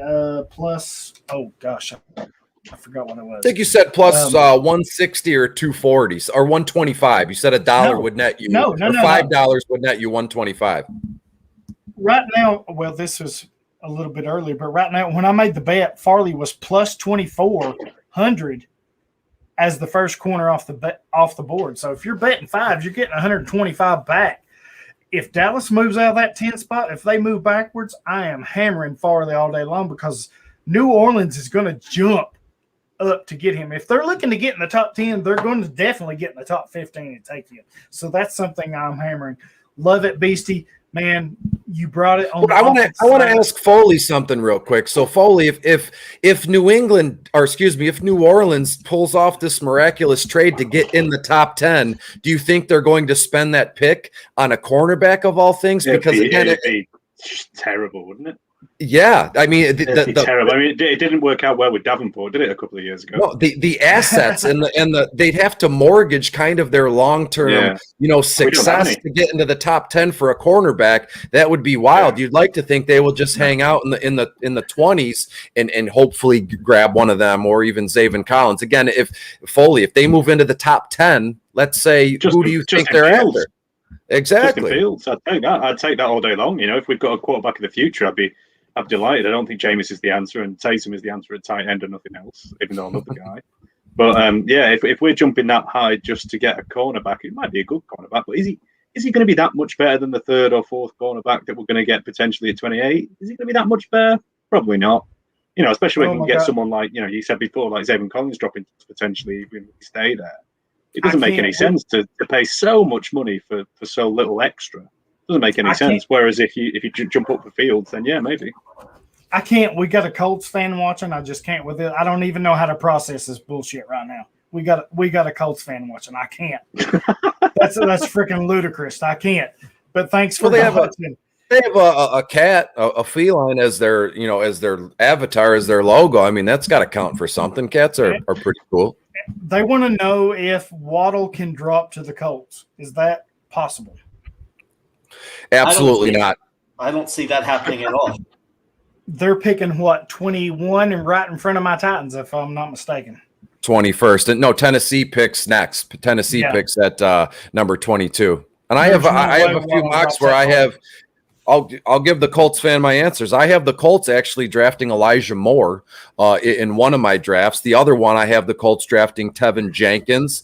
And the second one I have the Colts drafting Tevin Jenkins. So I would imagine if you want Waddle, you'll be very happy with Elijah Moore, who is, really did well in his pro day. So, and that would just, that offense would be fantastic with Wentz there. Hopefully he can find, his confidence, which clearly Doug Peterson, he ran him out of town there in Philadelphia. But Elijah Moore in that offense with Michael Pittman Jr. and then T.Y. Hilton back on a one-year deal. Kind of, I would think if they draft a wide receiver 21st overall, then T.Y. Hilton would be kind of more of a in an advisory role. I mean, T.Y. did okay for like a 3-4 game stretch, but realistically, it's the young kids now to be Pittman and Moore who are Campbell. As well, yeah. If he can stay healthy. Yeah. If Paris Campbell could ever stay healthy, but I think if they got Elijah Moore, that'd be kind of, just in case Campbell can't stay healthy. And I love Elijah Moore. He's one of my favorite wide receivers coming out, him and Rondale. So I even though I hate the Colts, that'd be a great pick for them. Hey, major props to you, Brandon. I hate the Colts too, man. Hell yeah. Frick the Colts. That's right. The only team that's worse than the Colts is Sucksonville. That's it. Well, I don't like the Titans either. So, whoa. Hey, you started with saying Sucksonville because you have to say it. You have to say it. Easy. You brought it on yourself. Yeah, I did, but we're getting off the rails. Somebody better help us. What's the prop bet for no RBs in round one? That one interests me. Oh gosh, no. Yeah, RB. absolutely. About that today, yeah. I have that one in front of me if you want me to comb through it real quick. I also have the over-under Penny Sewell draft position 6.5. I think that's pretty safe under there.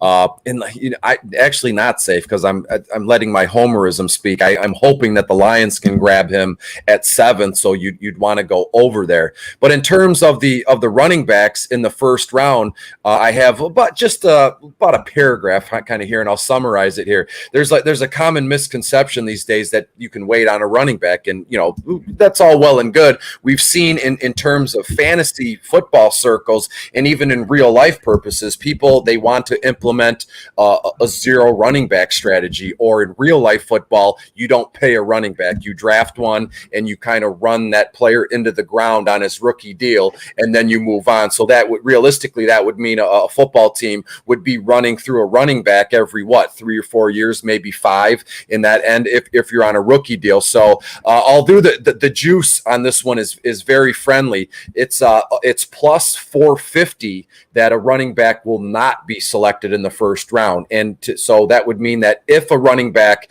is selected in the first round, if you want to bet that, that's minus 450. So you're not making any money just on that single bet. But minus 450 parlayed with some of these other bets that Hollywood and I kind of told you, you can make a couple bucks. But to me personally, I just think there's no way that a running back does not get drafted in the first round.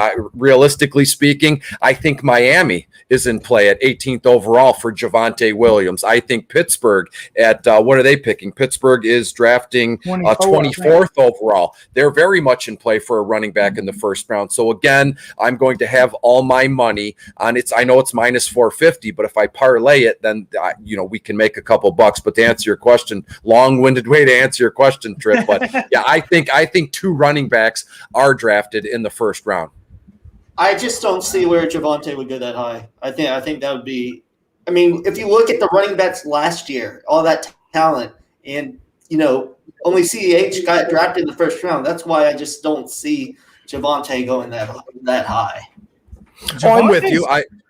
In all my mocks and my projections, I don't have him going 18th. But when you sit down at night and we're alone and we are on our phone and we start reading through things, I get in a very dark hole where I'm following the guy who has season tickets and sits behind the bench for the Dolphins and what he hears in the medical tent, or when guys it's really strange at night for someone like me who's got nothing going on and just reading all this nonsense. But again, realistically, do I think that Javonte will be the first running back selected? Do I think that Javonte goes 18th to Miami?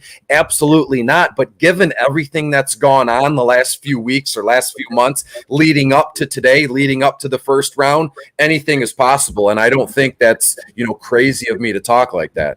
No, and I think it was last week, heard some steam of ETN being the first running back taken. I don't necessarily agree with that, but there was some push for that. That might be some more of those smoke screens like we've been talking about, but definitely will be interesting because I do think Najee will go. I don't necessarily know if it will be the Steelers, but I think maybe the Bills. But I think one will go. But it would be interesting if, compared to last year's running back class, if more get picked in the first round. I think that'd be very interesting. That would be fantastic. And real quick, this just hit me. So the Miami has 2 picks in the first round, and so does Buffalo. Buffalo's picks are, later on, late 20s and early 30s. But the Jets have 2 first-round picks too, obviously second overall. So we could see a case where the Jets, and right now, they don't have a running back. They got Perrine on their team, LaMichael Perrine, if I'm not mistaken. And that's really about it. I can't – it's escaping me. They have Coleman too. I know he's Xavin Collins. Yeah, he's a guy. So he's a Jag, as they say, JAG, just a guy. So Wilson second overall to the Jets, and then if they want to create this mystique of we're going all in on the offense, even though their new head coach Robert Salehi, local guy to where I am, is a defensive-minded guy, who's to say that the Jets don't draft a running back 23rd overall? I don't think anybody would put them down or say that's an awful pick, because at 23, more than likely, your whatever running back you want is going to be available there because Pittsburgh selects right after you, and they have to know that Pittsburgh has their eye on Harris. Pittsburgh has their eye on ETN. Who knows? So if they want a running back, they're going to the Jets. I'm saying they have to grab it at 23 because, as I said, I think Atlanta drafts ETN as in their first pick of the second round. So when running backs start to go, they're going to go in a hurry, and then what are you left with? Yeah, I agree, and I think it's going to be Harris 2.0 for Pittsburgh. Franco Harris back in the day. Now they get Najee Harris at 24. And I think Harris is the first running back off the board. And like you said, Beastie, I think once that first domino hits, the rest of them fall in line. So, yeah, love that stuff. Oh, whew, man, it has flown by. Time flies when you're having fun. We've covered defense, offense, betting. You guys got anything else? Greg and I had a very important question. Okay, go ahead. It's a very UK-based question because we don't know these things, you see. What's the 101 of draft night snacks? Got to be not to me. It's probably nachos, like full blown, not like everything under the like garbage pail nachos, everything under the sun on there. And it's not wings. I'd go wings all day. Yeah, I'm a wings guy, especially if they're buffalo style. Oh God, I'm tearing those freaking down. I'm interested in these garbage pail nachos though. Yeah.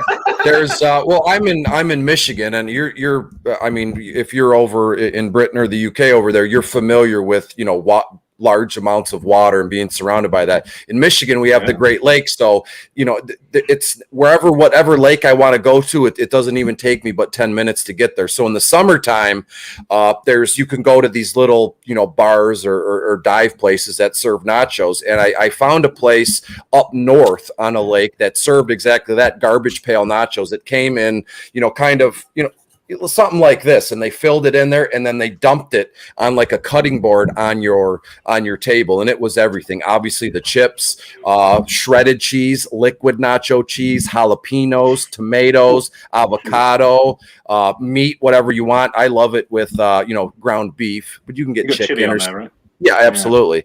Steak, whatever you want on there, and then everything under the sun. And you can get sour cream as a side and, eat your nacho and then chase it with a cup of guacamole, whatever you want to do. So to me, I'm out on the guacamole. Well, that's why you get it as a side. So I can have my guac and you can still eat peacefully without guacamole. You got hot sauce on there, right? You got hot sauce there as well. Oh, jalapenos, banana peppers, and hot sauce. Absolutely. Yeah. Hot sauce and everything is the right answer. Everything. We even do that over here. Yeah. Oh, yeah. Absolutely. We can't handle food in the UK. We even do that over here. Buffalo wings. You've got some blue cheese dip with those buffalo wings, right? Oh, absolutely. Yes. Blue cheese is the 101 of dips. Yes. It needs to be. Has to be. Yes, absolutely. Okay. Glad to see Sarah made it into the comments. Thanks, Sarah, but you're wrong on the ranch. It's all blue cheese. At the risk of alienating the crowd, I'm going to throw it out there that don't you do it. Wings are wildly overrated. Oh, Joe, I'm with you. Greg, I'm with you. I'm with you. I'm not a wings kind of guy. I mean, a boneless wing, sure. Parmesan garlic, spicy garlic is fine. I have to be in the mood. And again, if I alienate people more from this, I'm not a fried chicken fan. I don't actively go, oh my God, I'm craving KFC right now.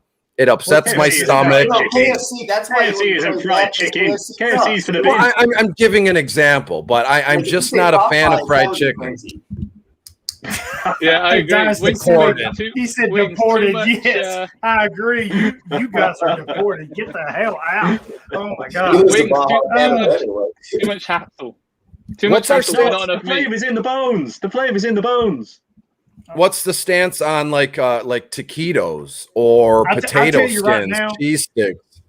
Well, I love all the potato skins are the bomb, but I'll tell you right now, I would challenge anybody to a wing eating contest because I would tear your ass up. I would lose, but I would be happy.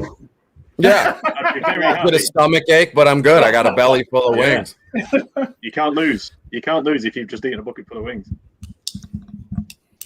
I'd be happy. Oh, there's so many good appetizers. Need those nachos now. I mean, I'm all about some Tostito chips and dip salsa. the habanero salsa. That's so good because it will set your ass on fire. I love that shit. One thing that's under the radar, and you can eat a lot of them, are sliders, aka White Castle. Now I know you guys, over the pond, you don't know White Castle, and actually.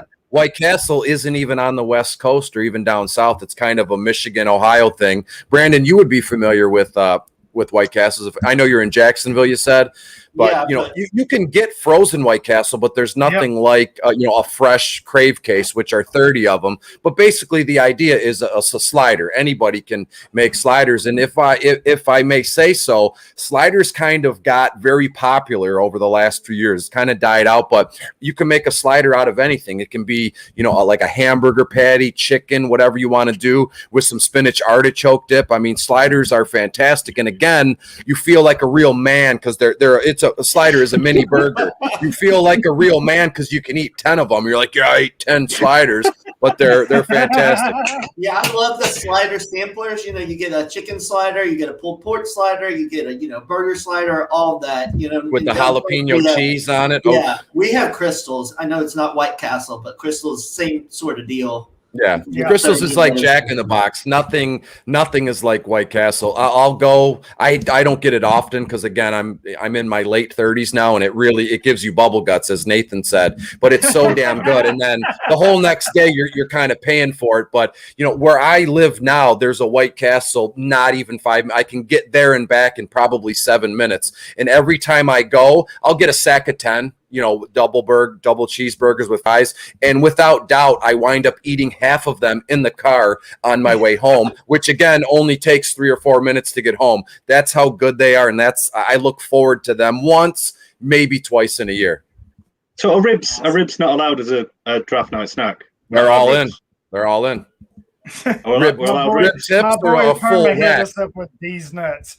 That's so funny on so many levels. Love you, Perma. Thank you. That was rude. There's no need for that. Me and him. There's always one in every crowd, right, boys? Well, there is, and I'm that one, so I get it. Oh, shoot, man. Oh, Nate chiming in. The boss man, Taco Bell guts greater than White Castle nuts. Wow. I don't know about all that.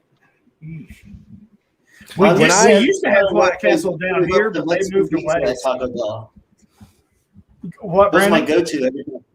I was so sad when they got rid of the Mexican pizza at Taco Bell. That was always my go-to for a late night drunk dinner. Of all things to get at Taco Bell, you get a Mexican pizza. That's like, I get tacos with it. But okay, I was going to say. It's like it's the combo. So it's a Mexican pizza with 2 soft tacos. As a boy growing up, like whenever, as an only child, like we would go out, for fast food once a week, and it was a treat. And whenever we picked Taco Bell, that was what my mother loved, was a Mexican pizza. So I equate a Mexican pizza as something only a female gets, right? A mom, a sister, a girlfriend, or anything. And I mean, Mexican pizzas are great, but I'd prefer a cheesy gordita crunch. That's right. I feel like you just called me a woman. I promise I wasn't. I was trying to be funny, and I was trying to be funny, and it got crickets, and I felt awful. Oh, that was great. That was great. So we're closing in on the end of the show. We got the draft show coming up pretty soon. So while we got time, let's run around the room here. We'll start with you, Brandon. Tell them where they can find you, what you're working on, what you're doing, all that good stuff. Sure. You can find me on Twitter at HeyB3, HAYEB3, and the IDP guys. I'm doing offensive content, and also at the League Winners. And just a quick plug for one of the partners at IDP guys, statementgames.com. And it's kind of free betting. So they go from 10 points to 1 point, and the most likely outcomes. There's one for the draft. So, for example, you could say, trades announced during the first round over under 5.5. So if you get those, you get points, and you can exchange those for gift cards. So definitely check out statementgames.com. All right, good stuff. Beastie, you're up. Yeah, absolutely. I can't thank you enough for having me on. I can't believe it's been 2 hours already. I'll be honest with you. I looked at the show sheet and it had my name and I was like, man, I'm going to be on for like 8 hours straight. Can I really do this? But it went by, very fast. And that's just a testament to you and the guests that you've had on. The comments and the topics have flown here, but I won't bog it down with what I'm doing. No. You can find me on Twitter at Detroit Beastie. I'd like to think if you're looking for me, I'm not far.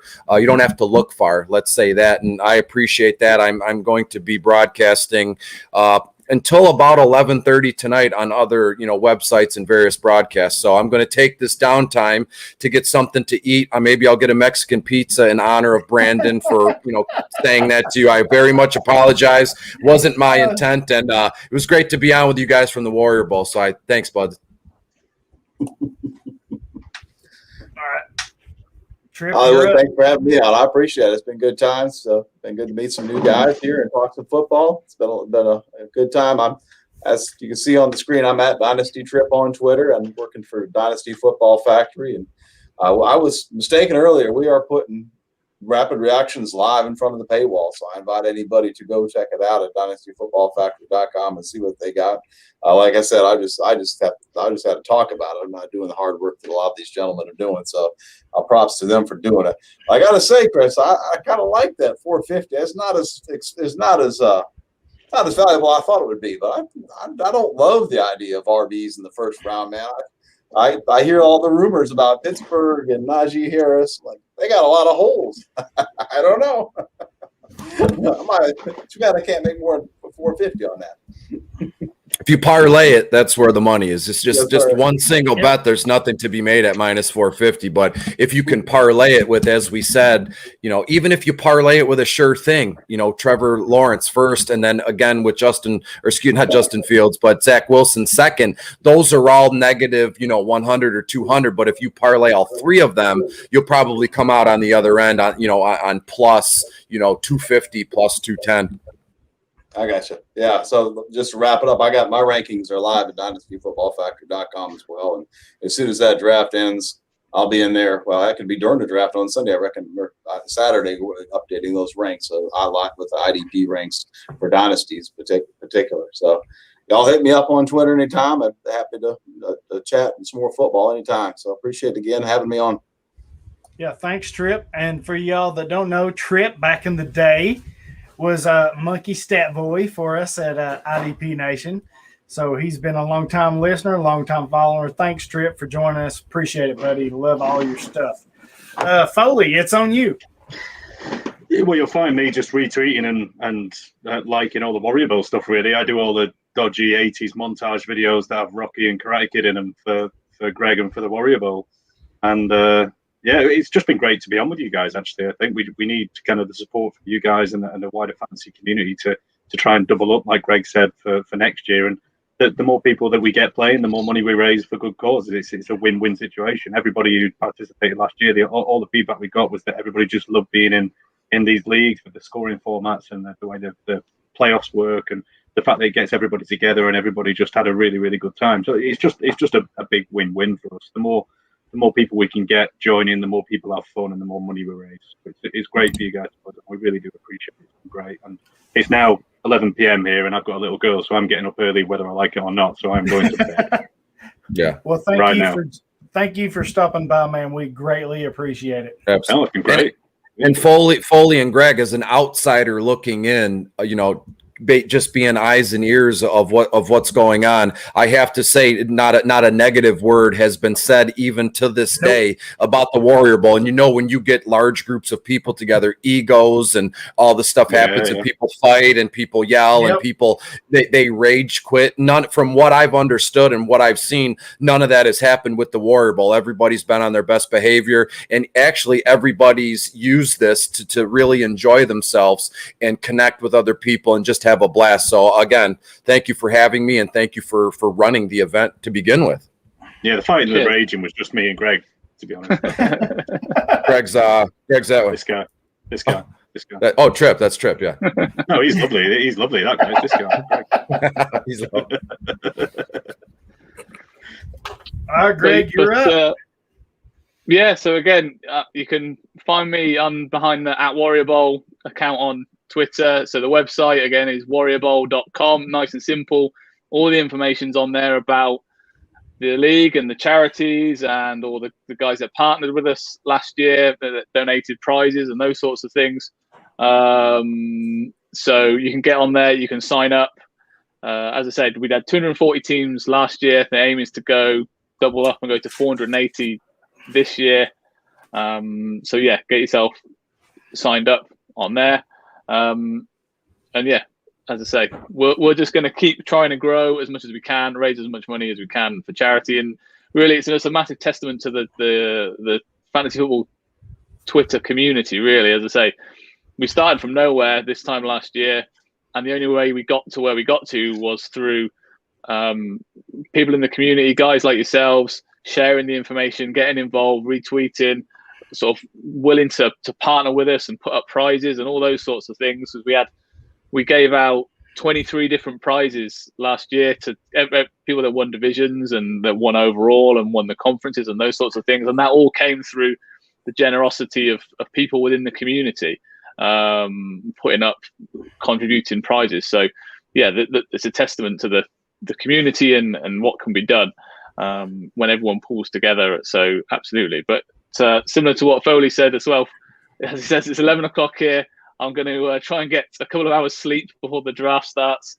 And I suspect I have a 3-week-old, so I will most likely be feeding and trying to keep him quiet. You get to watch watch a bit of the draft. Yeah, you can spin it to your advantage. You can tell your wife or girlfriend, you know what, honey, I'll stay up with the baby tonight. And it's ulterior motives. You're able to watch the draft at the same time. So it's you're getting karma in that bank, and you're watching the draft. Yeah, you're getting what's it called? You're getting what's the word? Brownie points. Brownie points. Yeah, you're like, you go ahead and sleep. I got this. I'll take care of it. Yeah, man. The stars are aligning for you for sure. To be fair, I need to close them back because I told her we were coming on this at 9 o'clock, and then I had to tell her about an hour beforehand. Sorry, the time's wrong. It's 10. So, so I need to close some points back. That's all right. You got to build that bank account. That's what it is. You spend them for future references. Hey, I understand. True. First of all, I want to thank each and every one of y'all for coming on. Brandon, Beastie, Tripp, Foley, Greg, thank you so much. Appreciate it. It's been a blast. It doesn't even seem like we've been on here for 2 hours, and I feel like we could talk another 3 hours. Yeah.